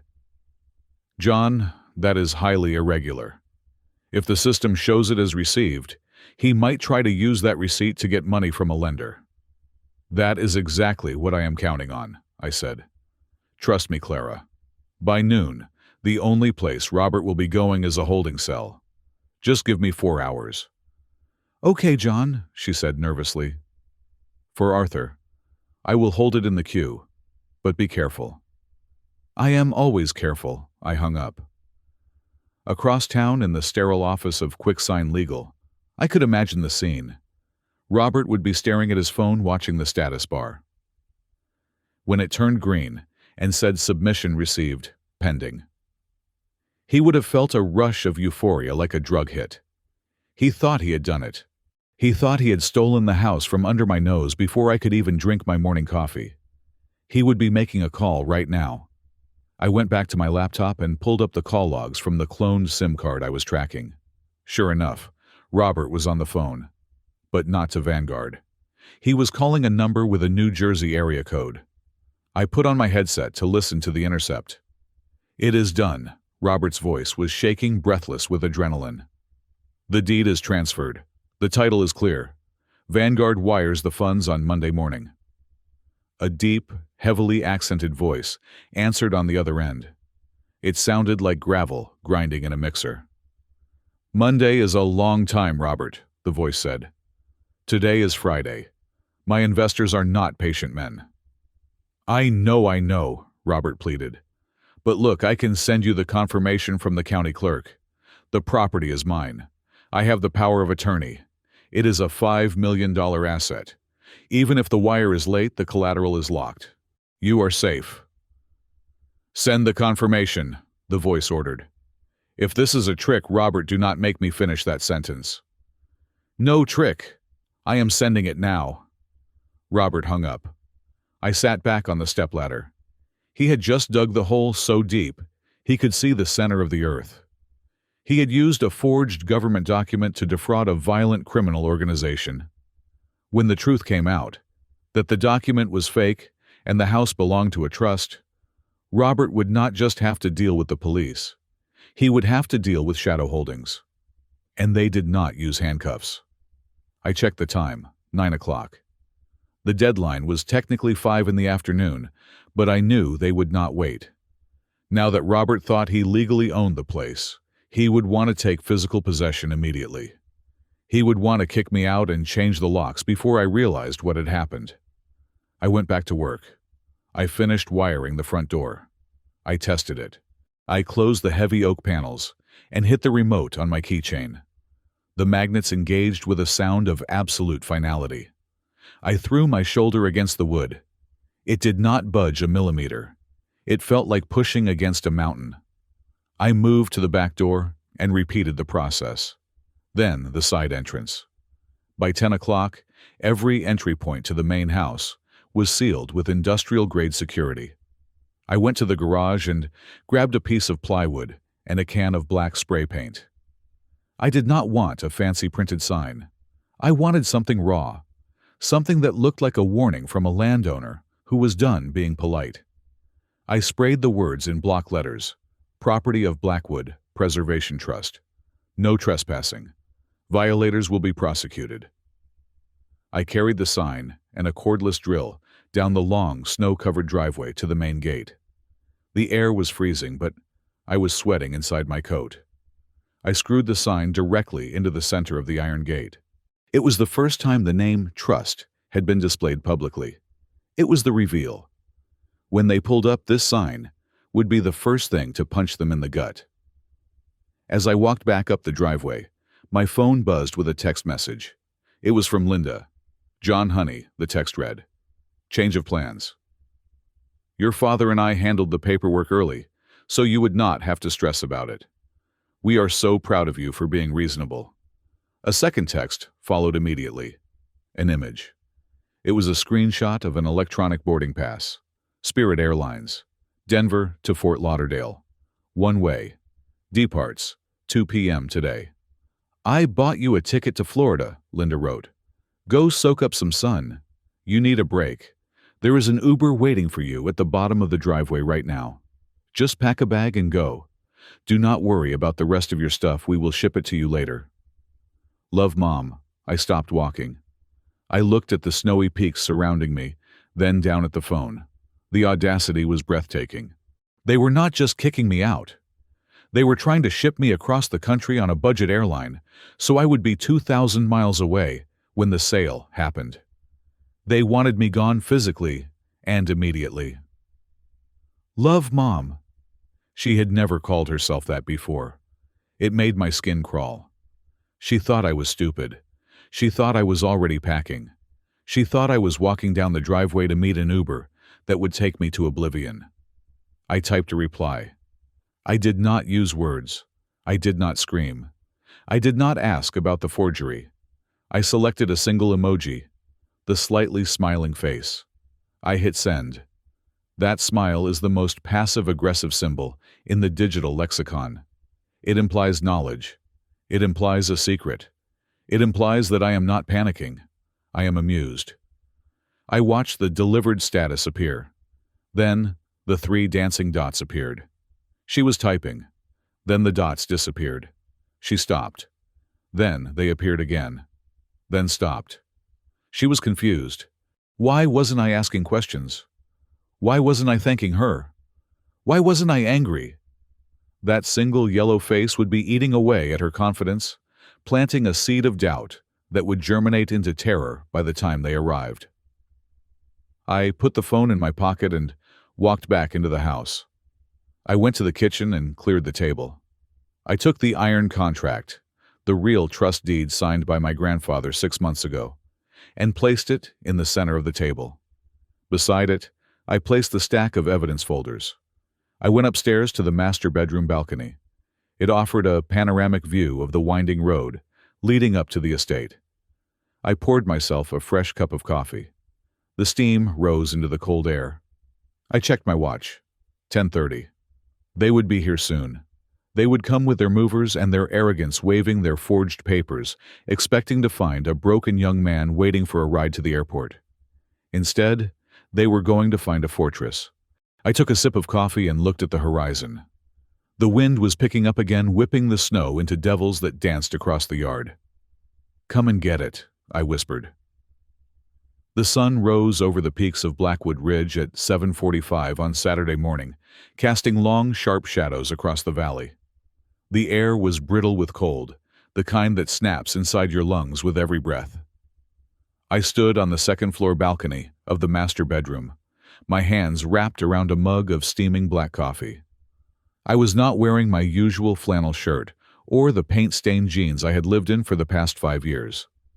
I was wearing a bespoke navy blue suit, a crisp white shirt, and a silk tie. I looked like the architect I used to be. I looked like the owner of a $5 million estate. I took a sip of coffee and looked down the winding driveway. The text message from Linda yesterday had been a bluff, and my silence had been the counter-bluff. They expected me to be in Florida, or at least cowering in a motel room. They expected an empty shell. At exactly 8 o'clock, the silence of the mountain was shattered.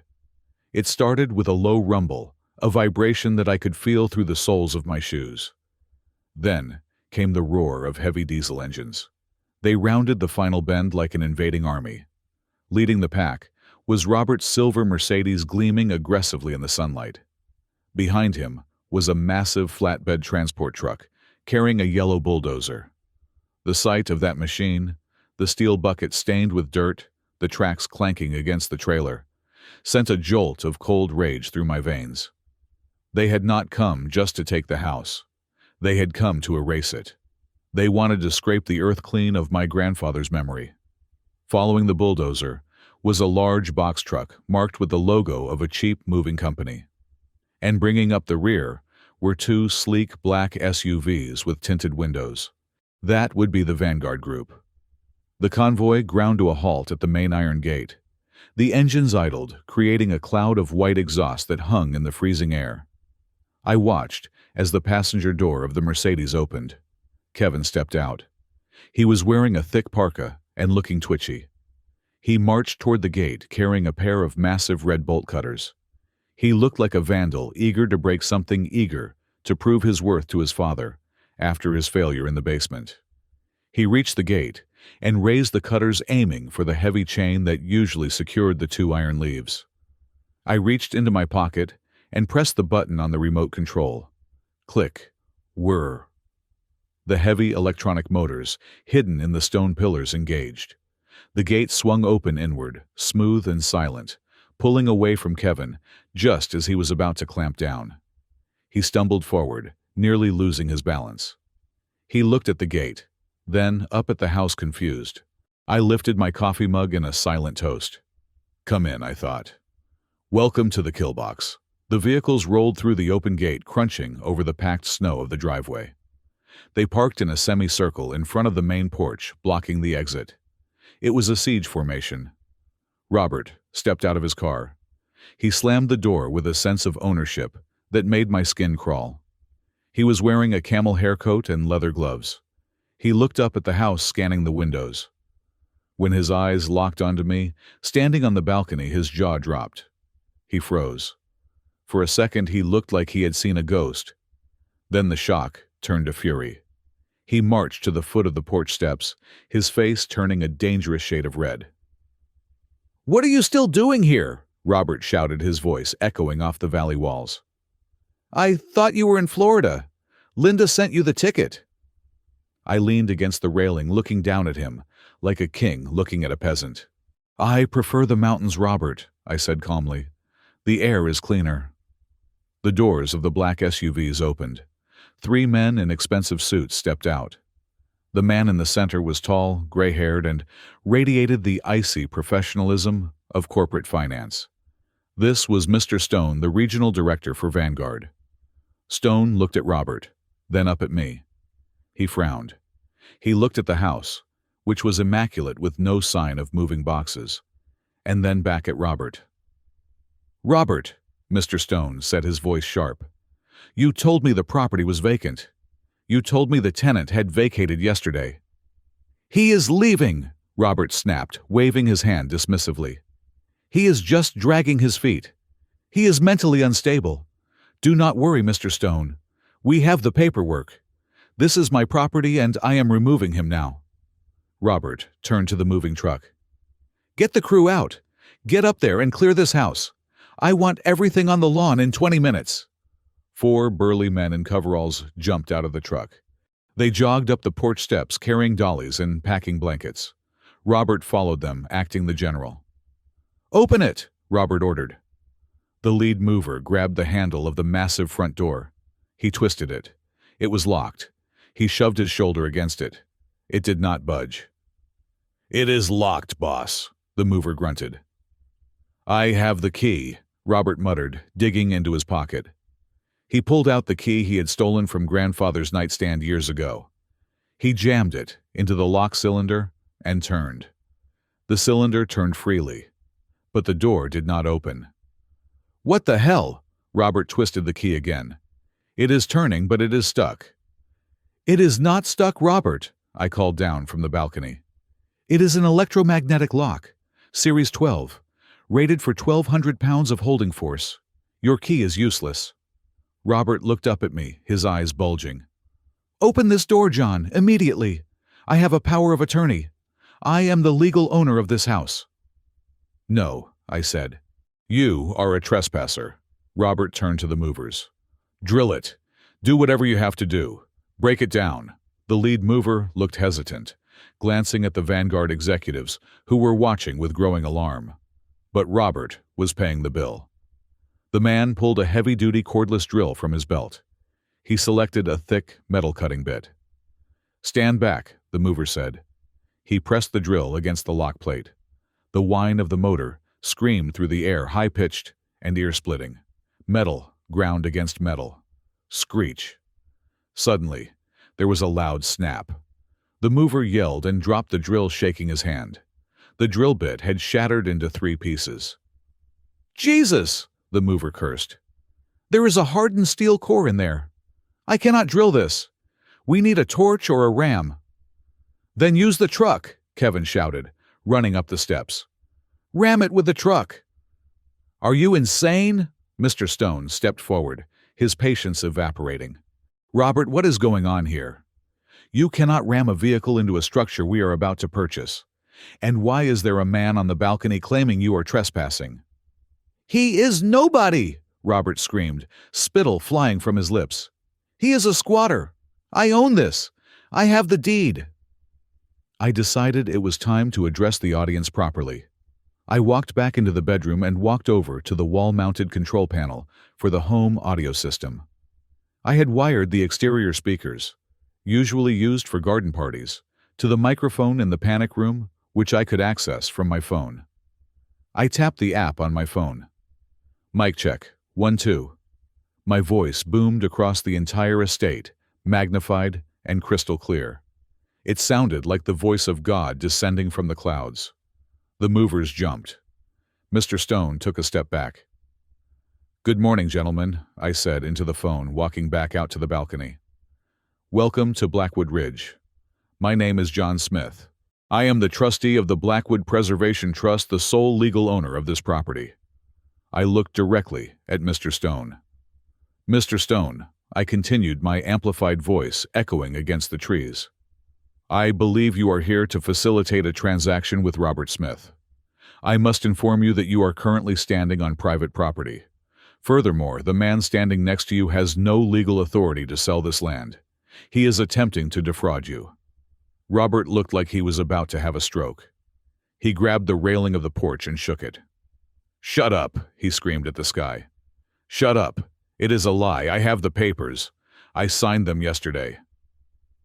"The papers are forged, Robert," I said, my voice calm and booming. "And by the way, you are currently violating a verbal restraining order. I am asking you to leave, now." "I am not leaving," Robert roared. "This is my inheritance. Mine. I waited 50 years for this. You think you can steal it from me with some magic trick? I will kill you first." The mask had fallen completely. The sophisticated businessman was gone.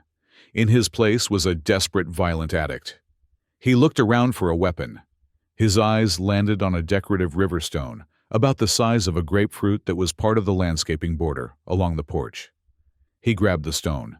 He pulled his arm back. "Robert, don't!" Mr. Stone shouted. Robert hurled the stone with all his strength. It flew through the air and smashed into the large bay window of the living room on the first floor. Crash. The sound of shattering glass was shocking in the crisp morning air. Shards rained down onto the porch floor. The hole in the window gaped like a wound. "There!" Robert screamed, panting heavily. "I broke in. It is my house. I can break whatever I want." I did not flinch. I did not yell. I simply looked at my wristwatch. "That," I said into the microphone, "was criminal mischief, and destruction of property valued over $1,000. That is a felony." "Call the cops!" Kevin yelled, emboldened by his father's violence. "Go ahead. We have the papers. They will arrest you." "I already did," I said. I looked toward the bottom of the valley. 3, 2, 1. As if on cue, the wail of sirens cut through the air. It started as a distant whine, then grew rapidly into a cacophony. From the tree line at the base of the ridge, blue and red lights began to flash, reflecting off the white snow. It was not just one car. It was a fleet. 2 sheriff's cruisers, an unmarked detective sedan, and, most terrifying for Robert, a black SUV with state government plates. That would be the district attorney's investigator. The convoy of justice roared up the driveway, bypassing the open gate and swerving around the bulldozer to block the exit. Robert froze. The stone dust was still on his hands.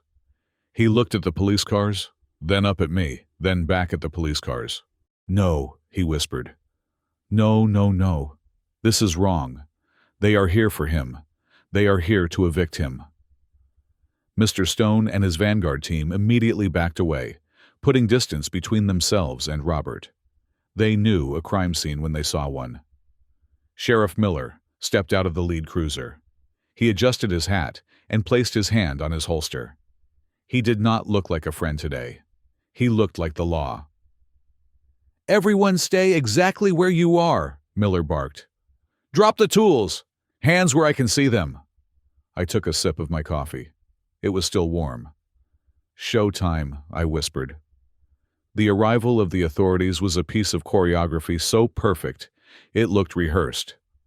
The two sheriff's cruisers and the dark sedan from the district attorney's office skidded to a halt on the snow-packed driveway, forming a wall of steel and flashing lights that effectively trapped Robert's convoy against the house. The sirens cut out abruptly, leaving a ringing silence that was even louder than the noise had been. The only sound remaining was the heavy idle of the bulldozer's engine, a mechanical growl that now sounded less like a threat and more like an incriminating confession. I watched from the balcony as Sheriff Miller stepped out of his vehicle. He did not rush. He moved with the heavy, deliberate pace of a man who had seen everything and was impressed by nothing. He adjusted his gun belt and walked toward the porch, his eyes scanning the broken window, the shattered drill bit on the floor, and the terrified movers who were already raising their hands in surrender. Robert, ever the opportunist, immediately tried to flip the script. The transition was nauseating to watch. 1 second he was a violent maniac throwing rocks. The next, he was the aggrieved victim of a family tragedy. He rushed down the porch steps, his hands spread wide, his face twisted into a mask of desperate relief. "Sheriff Miller!" Robert cried out, his voice cracking with feigned emotion. "Thank God you are here. You have to help me. This situation has spiraled out of control. My son has lost his mind. He has barricaded himself inside my property. He is refusing to leave. I am the sole heir to this estate, and he is squatting illegally." Robert tried to grab Miller's hand for a shake, but the sheriff did not extend his. Miller stopped 3 feet away, his expression unreadable behind his aviator sunglasses. He looked at Robert's extended hand, then up at his face. "Mr. Smith," Miller said, his voice flat and hard as the frozen ground. "We are not here to evict anyone." Robert blinked, his smile faltering. "What? But I called you well, I meant to call you. He is trespassing. I have the paperwork right here." He patted his coat pocket frantically. Miller shook his head slowly. "We are not here for a civil dispute, Robert. We are here because a credible report has been filed regarding federal wire fraud conspiracy to commit a felony and attempted evidence tampering." Robert froze. The color drained from his face so fast it looked like the blood had simply evaporated. "Fraud? That is ridiculous. Who told you that? Him." He pointed a shaking finger up at me. "He is a liar. He is a drug addict. You need to search his truck." "We will get to the truck," Miller said, his tone darkening. "But first we are going to have a little chat about who actually owns this house." That was my cue. I turned back to the bedroom door, but I did not walk through it alone. I nodded to the man sitting in the armchair in the corner of my room. He stood up, buttoned his trench coat, and picked up his briefcase. Harrison Sterling, the Iron Wolf, had arrived quietly the night before entering through the back service door while I was distracted with the wiring. He had spent the night in the guest suite drinking my grandfather's tea and reviewing the files. Now he was ready for his favorite sport, hunting.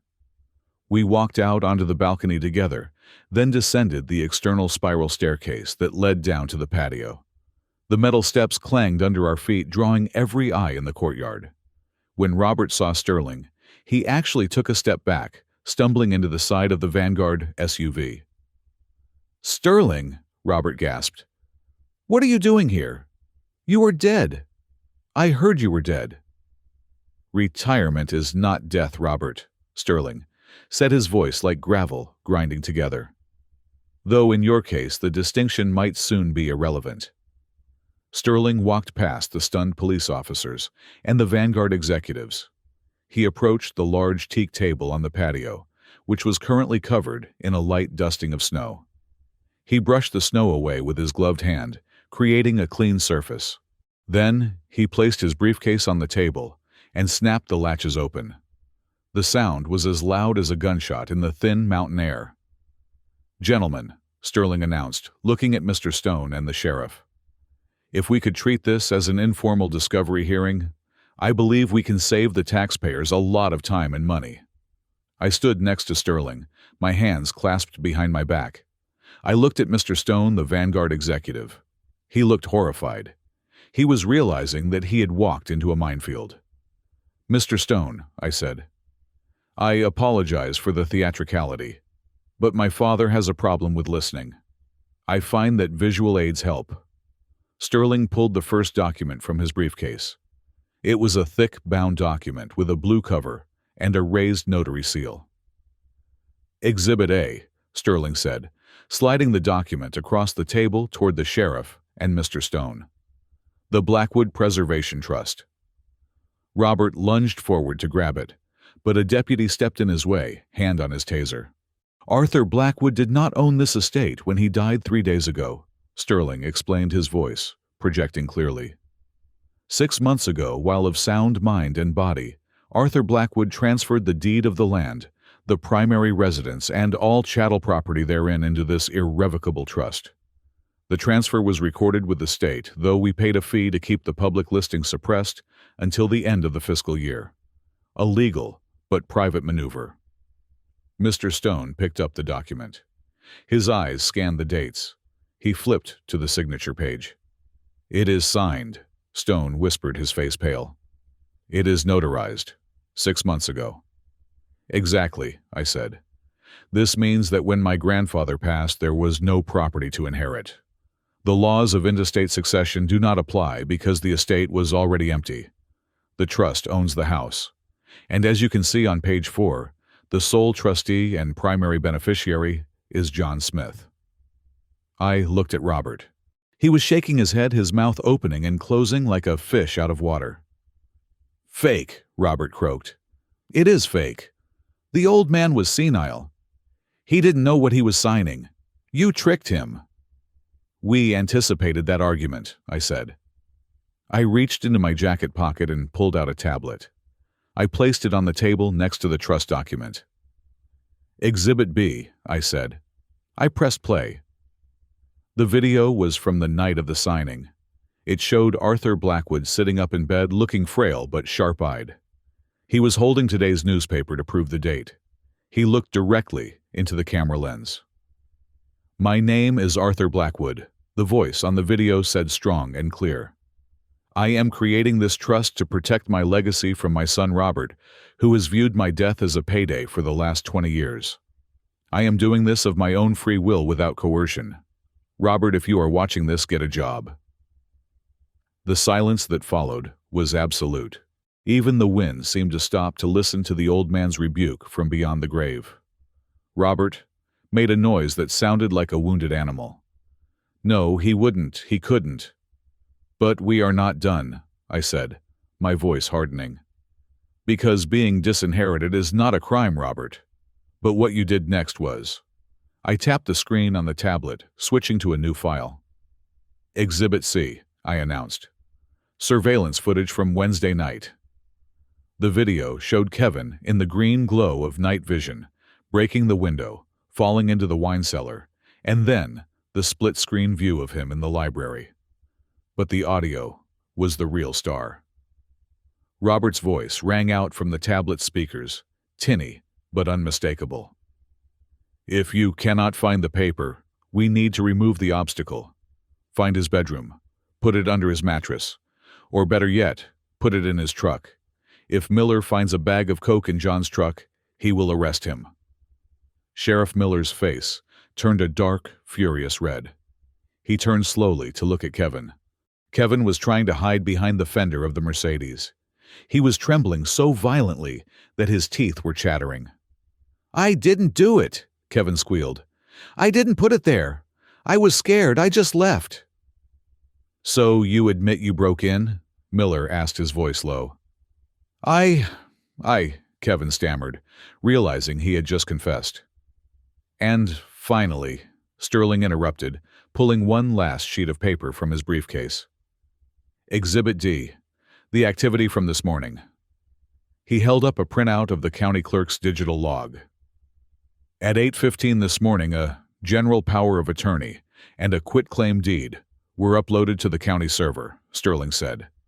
They bore the signature of John Smith. However, John Smith was standing in his kitchen at that time, under the surveillance of his own security cameras, nowhere near a notary. Furthermore, the IP address used to upload these documents traces back to the Wi-Fi network of the Mountain View Hotel. Suite 404, registered to Robert Smith. Sterling dropped the paper onto the table. It landed with a soft slap. "That is wire fraud," Sterling said, "and forgery. And since you intended to use these forged documents to secure funds from a lender across state lines, it is also bank fraud." Mr. Stone, the Vanguard executive, looked like he was about to be sick. He dropped the trust document as if it were burning his hands. He turned slowly to face Robert. "You lied to me," Stone said. His voice was not loud, but it was terrifying. "You brought me here with my legal team to buy a property you did not own? You presented me with forged title documents?" "Mr. Stone, please," Robert begged, sweat streaming down his face despite the freezing temperature. "It was just a technicality. I was going to fix it. The money I needed, the money for the loan." "The memorandum of understanding you signed with Vanguard has a penalty clause for bad faith negotiations," Stone said, stepping closer to Robert. "It stipulates that in the event of fraud, the seller is liable for liquidated damages equal to 3 times the initial deposit value." The deposit was $1 million. Robert's knees buckled. $3 million? I don't have $3 million. I don't have anything. "Then our lawyers will take everything you do have," Stone said coldly. "Your house, your car, your future earnings. You are finished, Robert." Robert looked around wildly. He was cornered. The police were on one side, the corporate executioners on the other. He looked at Kevin, who was sobbing into his hands. He looked at Linda, who was sitting in the passenger seat of the Mercedes, refusing to look up, frantically typing on her phone. Likely trying to transfer money before the accounts were frozen. Then Robert looked at me. His eyes were wet, red-rimmed, and filled with a pathetic, begging desperation. He slumped against the hood of his car, the fight completely draining out of him. "John," he whispered. "John, please, look at this. They are going to destroy me. I am your father." "Doesn't that mean anything? I raised you. I gave you life." He took a step toward me, his hands reaching out. "We can fix this," Robert pleaded. "Just tell them you gave me verbal permission. Tell them it was a misunderstanding. Please, son. Do not let them take me to prison. Shadow Holdings, the Russians, if I go to prison or if I lose this deal, they will kill me. You know they will." I looked at the man who had ignored my existence for 7 years. I looked at the man who had left his own father to die alone while he chased easy money in Miami. I looked at the man who had ordered his other son to plant drugs in my truck to frame me for a felony. I felt absolutely nothing. No anger, no sadness. Just the cool, detached clarity of a judge delivering a verdict. I stepped forward until I was just a foot away from him. I looked him dead in the eye. "You are right, Robert," I said softly. "Family should mean something. But you forgot the definition a long time ago." "I am your father," he wailed, grabbing my lapel. I gently removed his hand from my suit jacket and brushed off the invisible dust. "I am not your son," I said, my voice echoing in the silence of the courtyard. "I am your creditor, and your debt is due." I turned to Sheriff Miller and nodded. "Sheriff," I said. "I would like to press charges," Miller signaled to his deputies. "Cuff him." As the metal cuffs clicked around Robert's wrists, that dry, satisfying sound I had promised myself I would hear, a hawk screeched high above the ridge. It was a sharp, piercing cry of freedom. The wind picked up, swirling the snow around the tires of the bulldozer that would never break ground on this land. The trial on the porch was over. The sentencing had begun. The sound of the handcuffs clicking shut should have been the end of it. But for a man like Robert Smith, hitting rock bottom is not a thud. It is an explosion. As the cold steel bit into his wrists, something in Robert snapped. The veneer of the businessman, the grieving son, the victim. It all shattered, revealing the raw, ugly rage beneath. He didn't slump in defeat. He roared. "You ungrateful bastard!" Robert screamed, lunging toward me. The move was so sudden that the deputy holding his arm was pulled off balance. Robert was not a strong man, but adrenaline is a powerful drug. He threw his weight forward, his eyes fixed on my throat, his teeth bared like a feral dog. "I will kill you!" he shrieked. "I will burn this house down with you in it!" He got within 2 feet of me before Sheriff Miller stepped in. Miller didn't shout. He simply drove his shoulder into Robert's chest, knocking him backward onto the snowy driveway. 2 more deputies swarmed him, pinning him to the ground as he thrashed and spat, cursing my name, cursing his father, cursing the world that had finally dared to say no to him. "Get him up," Miller ordered, his voice disgusted. "Put him in the cruiser." But before they could drag him away, another sound cut through the chaos. It was the low, sleek purr of a high-performance engine. We all turned to look at the gate. A black Lincoln Navigator with tinted windows and New York plates was rolling slowly up the driveway. It didn't stop for the police blockade. It pulled onto the grass, crushing the pristine snow, and parked right next to the Vanguard SUVs. The back door opened. A man stepped out. He was not police.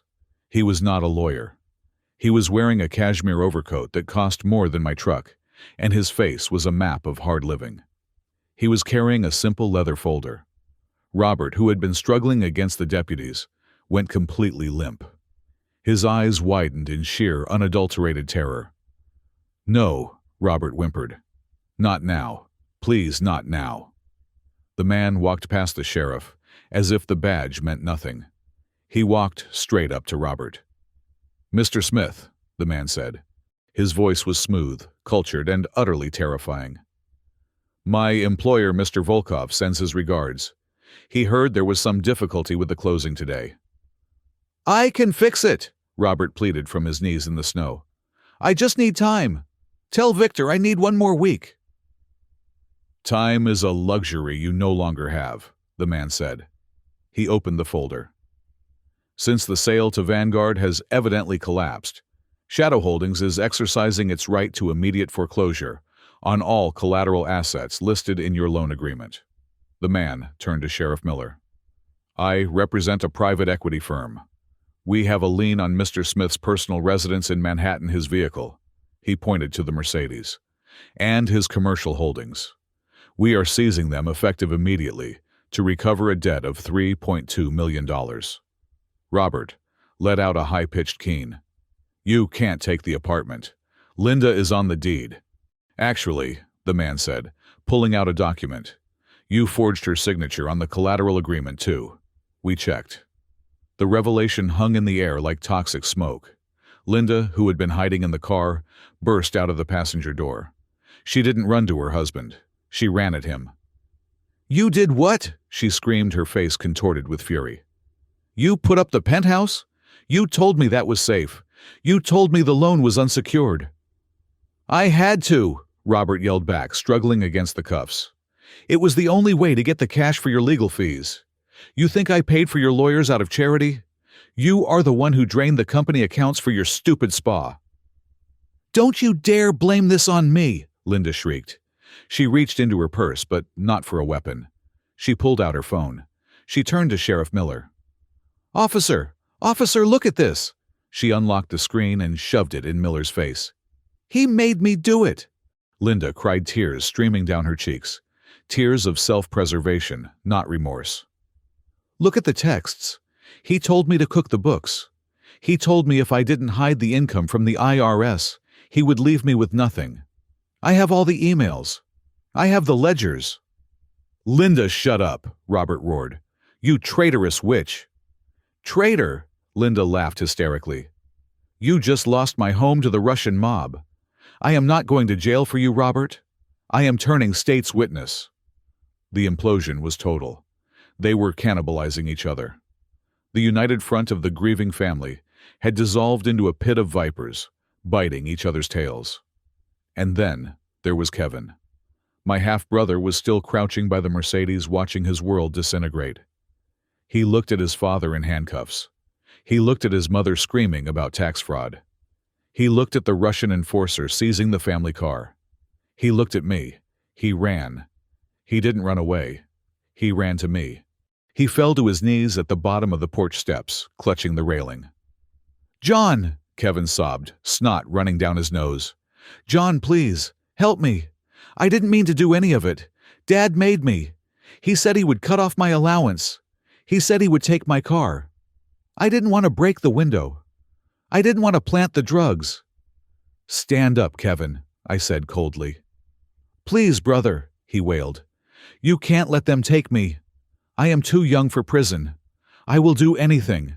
I will work for you. I will clean the house. Just tell them to let me go." I looked down at him. "You are 25 years old, Kevin. You are not a child. You are a man who tried to frame his own brother for a narcotics felony because he was too lazy to get a job." I reached into my inner pocket. I pulled out a small folded piece of paper. It was yellowed with age. "I have one last thing to share," I said, my voice cutting through the noise of Linda's screaming and Robert's cursing. "Something grandfather left for you, Robert." The mention of Arthur's name made Robert stop struggling. He looked up, panting. "What?" Robert spat. "Another trust? Another trick?" "No," I said. "A check." I unfolded the paper. It was a photocopy of a cashier's check that had been drawn up 6 months ago. "Grandfather knew you were in trouble," I said. "He didn't know about the Russians, but he knew about the bank loans. He set aside a fund, $200,000. Robert's eyes went wide. $200,000 wasn't enough to pay the mafia, but it was enough to hire a defense team. It was a lifeline. "Give it to me," Robert demanded, straining against the deputies. "It is mine. He left it for me." "He did," I agreed. "But he attached a condition. A moral clause, he called it." I read from the paper. "To my son Robert. This money is yours to clear your legitimate debts. But to receive it, you must stand in the library of Blackwood Ridge in front of your family and admit that you have failed. You must admit that your arrogance has cost you everything, and you must ask your son John for forgiveness." Robert stared at me. For a second, I saw the calculation in his eyes. He was wondering if he could fake it. "However," I continued, folding the paper back up, "there was a second clause. If Robert attempts to steal the house, or if he commits any crime against the estate or his son, this gift is void." I looked at the handcuffs on his wrists. I looked at the shattered window. "You broke the condition, Robert," I said. "You didn't just fail. You tried to destroy me." I ripped the photocopy in half, then in half again. The pieces fluttered down onto the snow like confetti. "The money," I announced, "has already been transferred to the St. Jude Children's Research Hospital. It is gone." Robert let out a scream that was not human. It was the sound of a soul finally realizing it was damned. He collapsed into the snow, weeping uncontrollably. Sheriff Miller had seen enough. "All right, that is a wrap," Miller barked. "Deputies, load them up." They dragged Robert to the first cruiser. He was dead weight, his expensive coat trailing in the mud. Miller walked over to Kevin. "Kevin Smith, you are under arrest for breaking and entering burglary and conspiracy to distribute narcotics." "No! No!" Kevin screamed as they cuffed him. "Mom! Mom, help me!" But Linda couldn't help him. A detective was already reading her rights. "Linda Smith," the detective said, "we have probable cause to detain you for questioning regarding federal tax evasion and fraud. We will also be seizing your phone as evidence." "I am a victim!" Linda shrieked as they led her to the unmarked sedan. "I am a victim!" Mr. Stone, the Vanguard executive, walked up to the porch. He looked shaken. He looked at me then, at the chaotic scene in the driveway. "Mr. Smith," Stone said, his voice trembling slightly, "I don't know what to say. We had no idea. We conducted a title search, but the forgery was very convincing." "I know," I said. I do not blame Vanguard, but I suggest you sue him, quickly. Oh, we will, Stone said, his face hardening. We are filing a civil suit for breach of contract and fraud before the end of the business day. We will go after every penny he has left, if the Russians don't get it first. Stone turned and signaled to his team. They got into their SUVs and reversed rapidly out of the driveway, eager to escape the blast zone. The man from Shadow Holdings watched Robert being shoved into the police car. He lit a cigarette, took a drag, and looked up at me. He gave me a small, respectful nod. Then, he got back into his Lincoln and drove away. He didn't need to make threats. He had the collateral. The driveway emptied.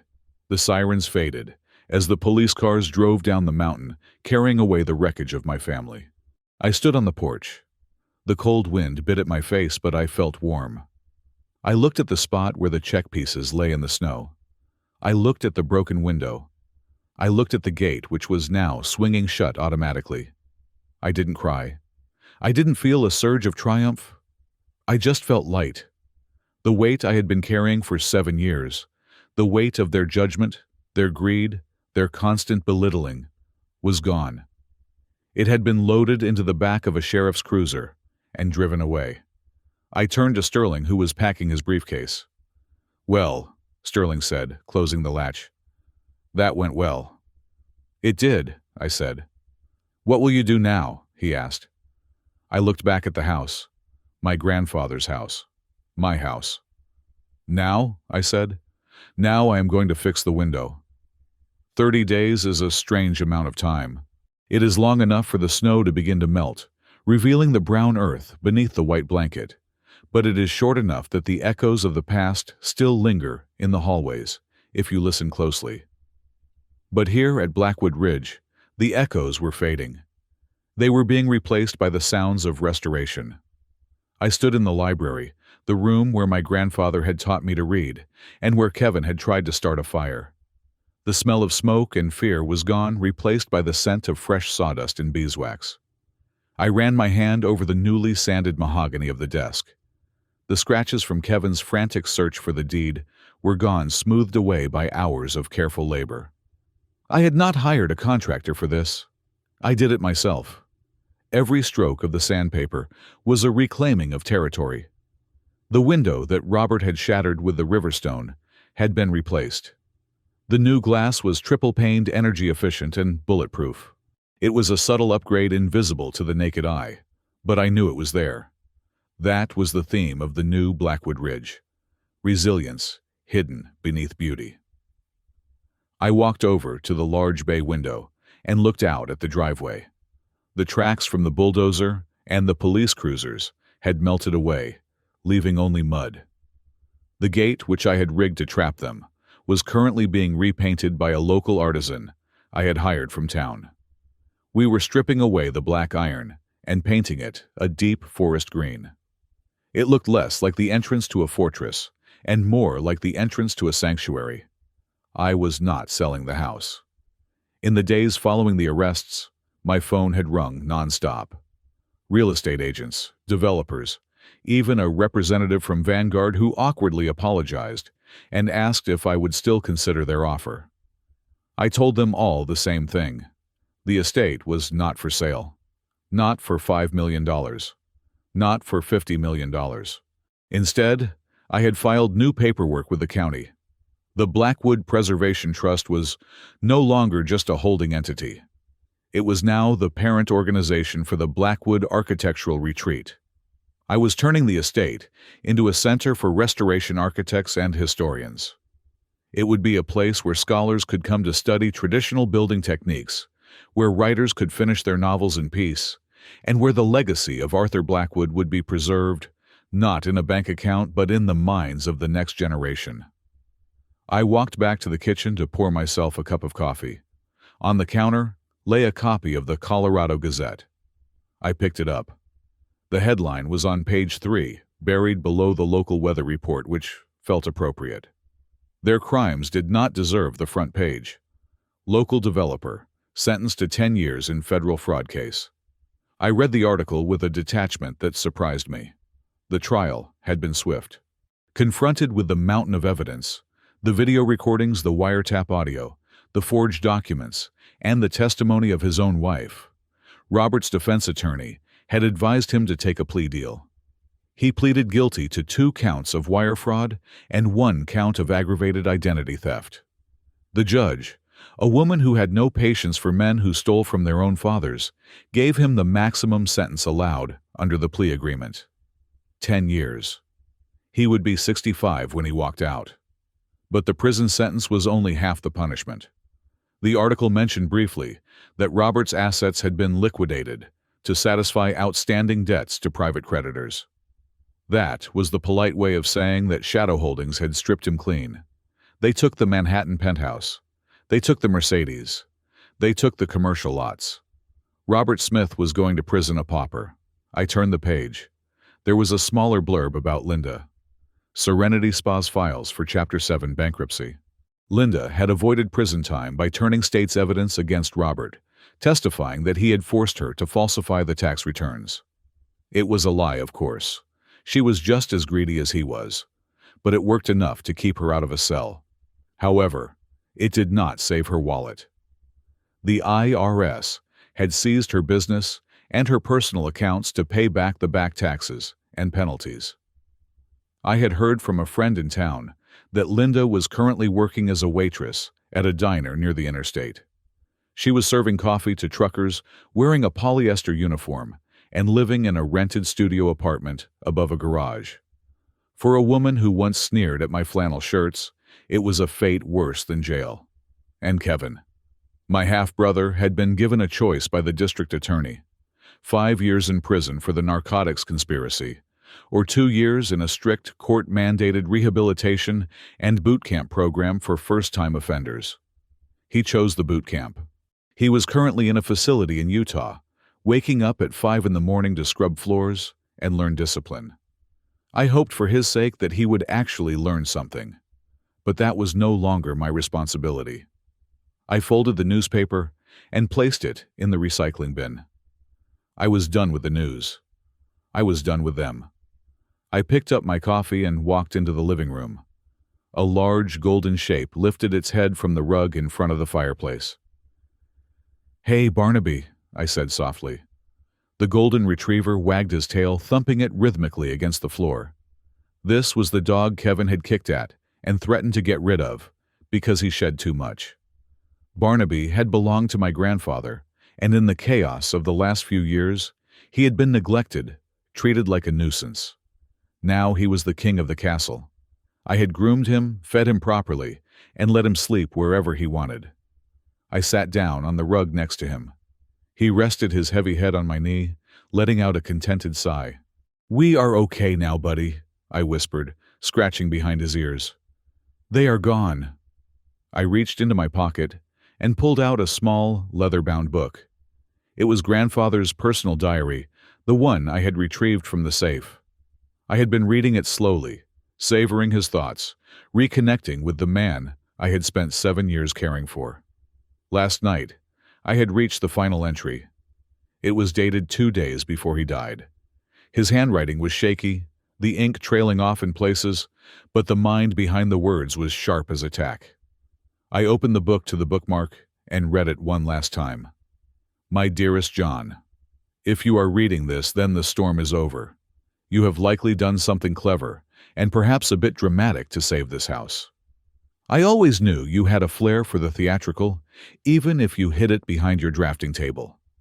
I am leaving this house to you, not because I want to burden you with property, but because you are the only one who understands what a home actually is. Robert sees square footage. You see memories. But John, I have one final instruction. Do not keep this house if it becomes a prison. Do not keep it just to spite your father. Do not live in my shadow, and certainly do not live as a victim of your family's greed. You have protected my dignity. Now you must protect your own peace. The bricks are just clay. The wood is just timber. The only thing that matters is the life you build inside these walls. Make it a life of creation, not revenge. The revenge is done. Let it go. Proud of you always. Grandpa." I closed the book, I felt a lump in my throat, but it was not a painful one. It was the feeling of closure. Creation, not revenge, I repeated. I looked at the fire crackling in the hearth. The flames danced orange and yellow, hungry and cleansing. I reached into my other pocket and pulled out a piece of paper. It was not a legal document.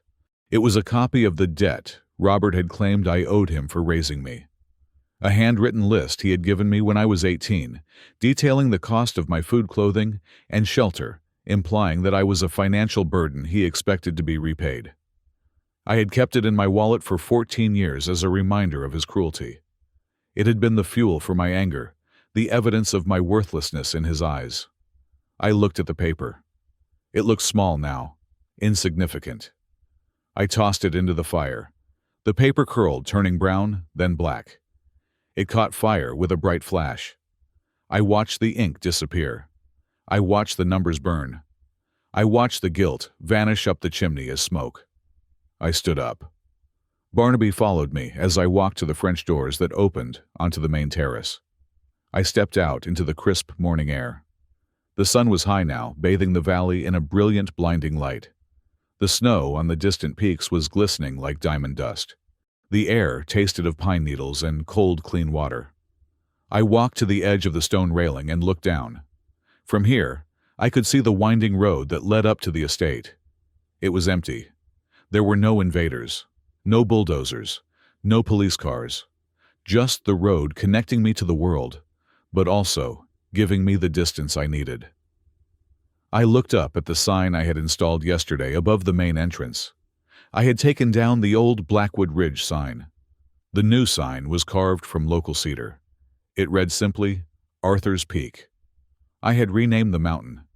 It was no longer the ridge where Robert Smith's son lived. It was the peak where Arthur Blackwood's grandson built. I took a deep breath, filling my lungs until my chest stretched. For 7 years, I had been holding my breath. I had been walking on eggshells, waiting for the other shoe to drop, waiting for the insult, the demand, the betrayal. I had lived in a state of constant low-level siege. But the siege was broken. The walls held. I was 32 years old. I was an architect. I was a trustee. I was a free man. I turned back to the house. The windows were gleaming in the sun, looking like eyes that were finally open. There was work to do. I had a library to finish restoring. I had a seminar to plan for the summer. I had a dog to walk. I smiled. It was a small smile just for me. "Welcome home, John," I said. And for the first time in my life, I truly meant it. Sometimes, family is not the blood that flows in your veins, but the people who are willing to bleed to protect you. And those who are just waiting to suck you dry, the best thing you can do is cut them off permanently. Thank you so much for listening to this story on the Calm Revenge Stories channel. I would love to know where you are tuning in from today. Are you listening on your commute while cooking dinner, or maybe relaxing before bed?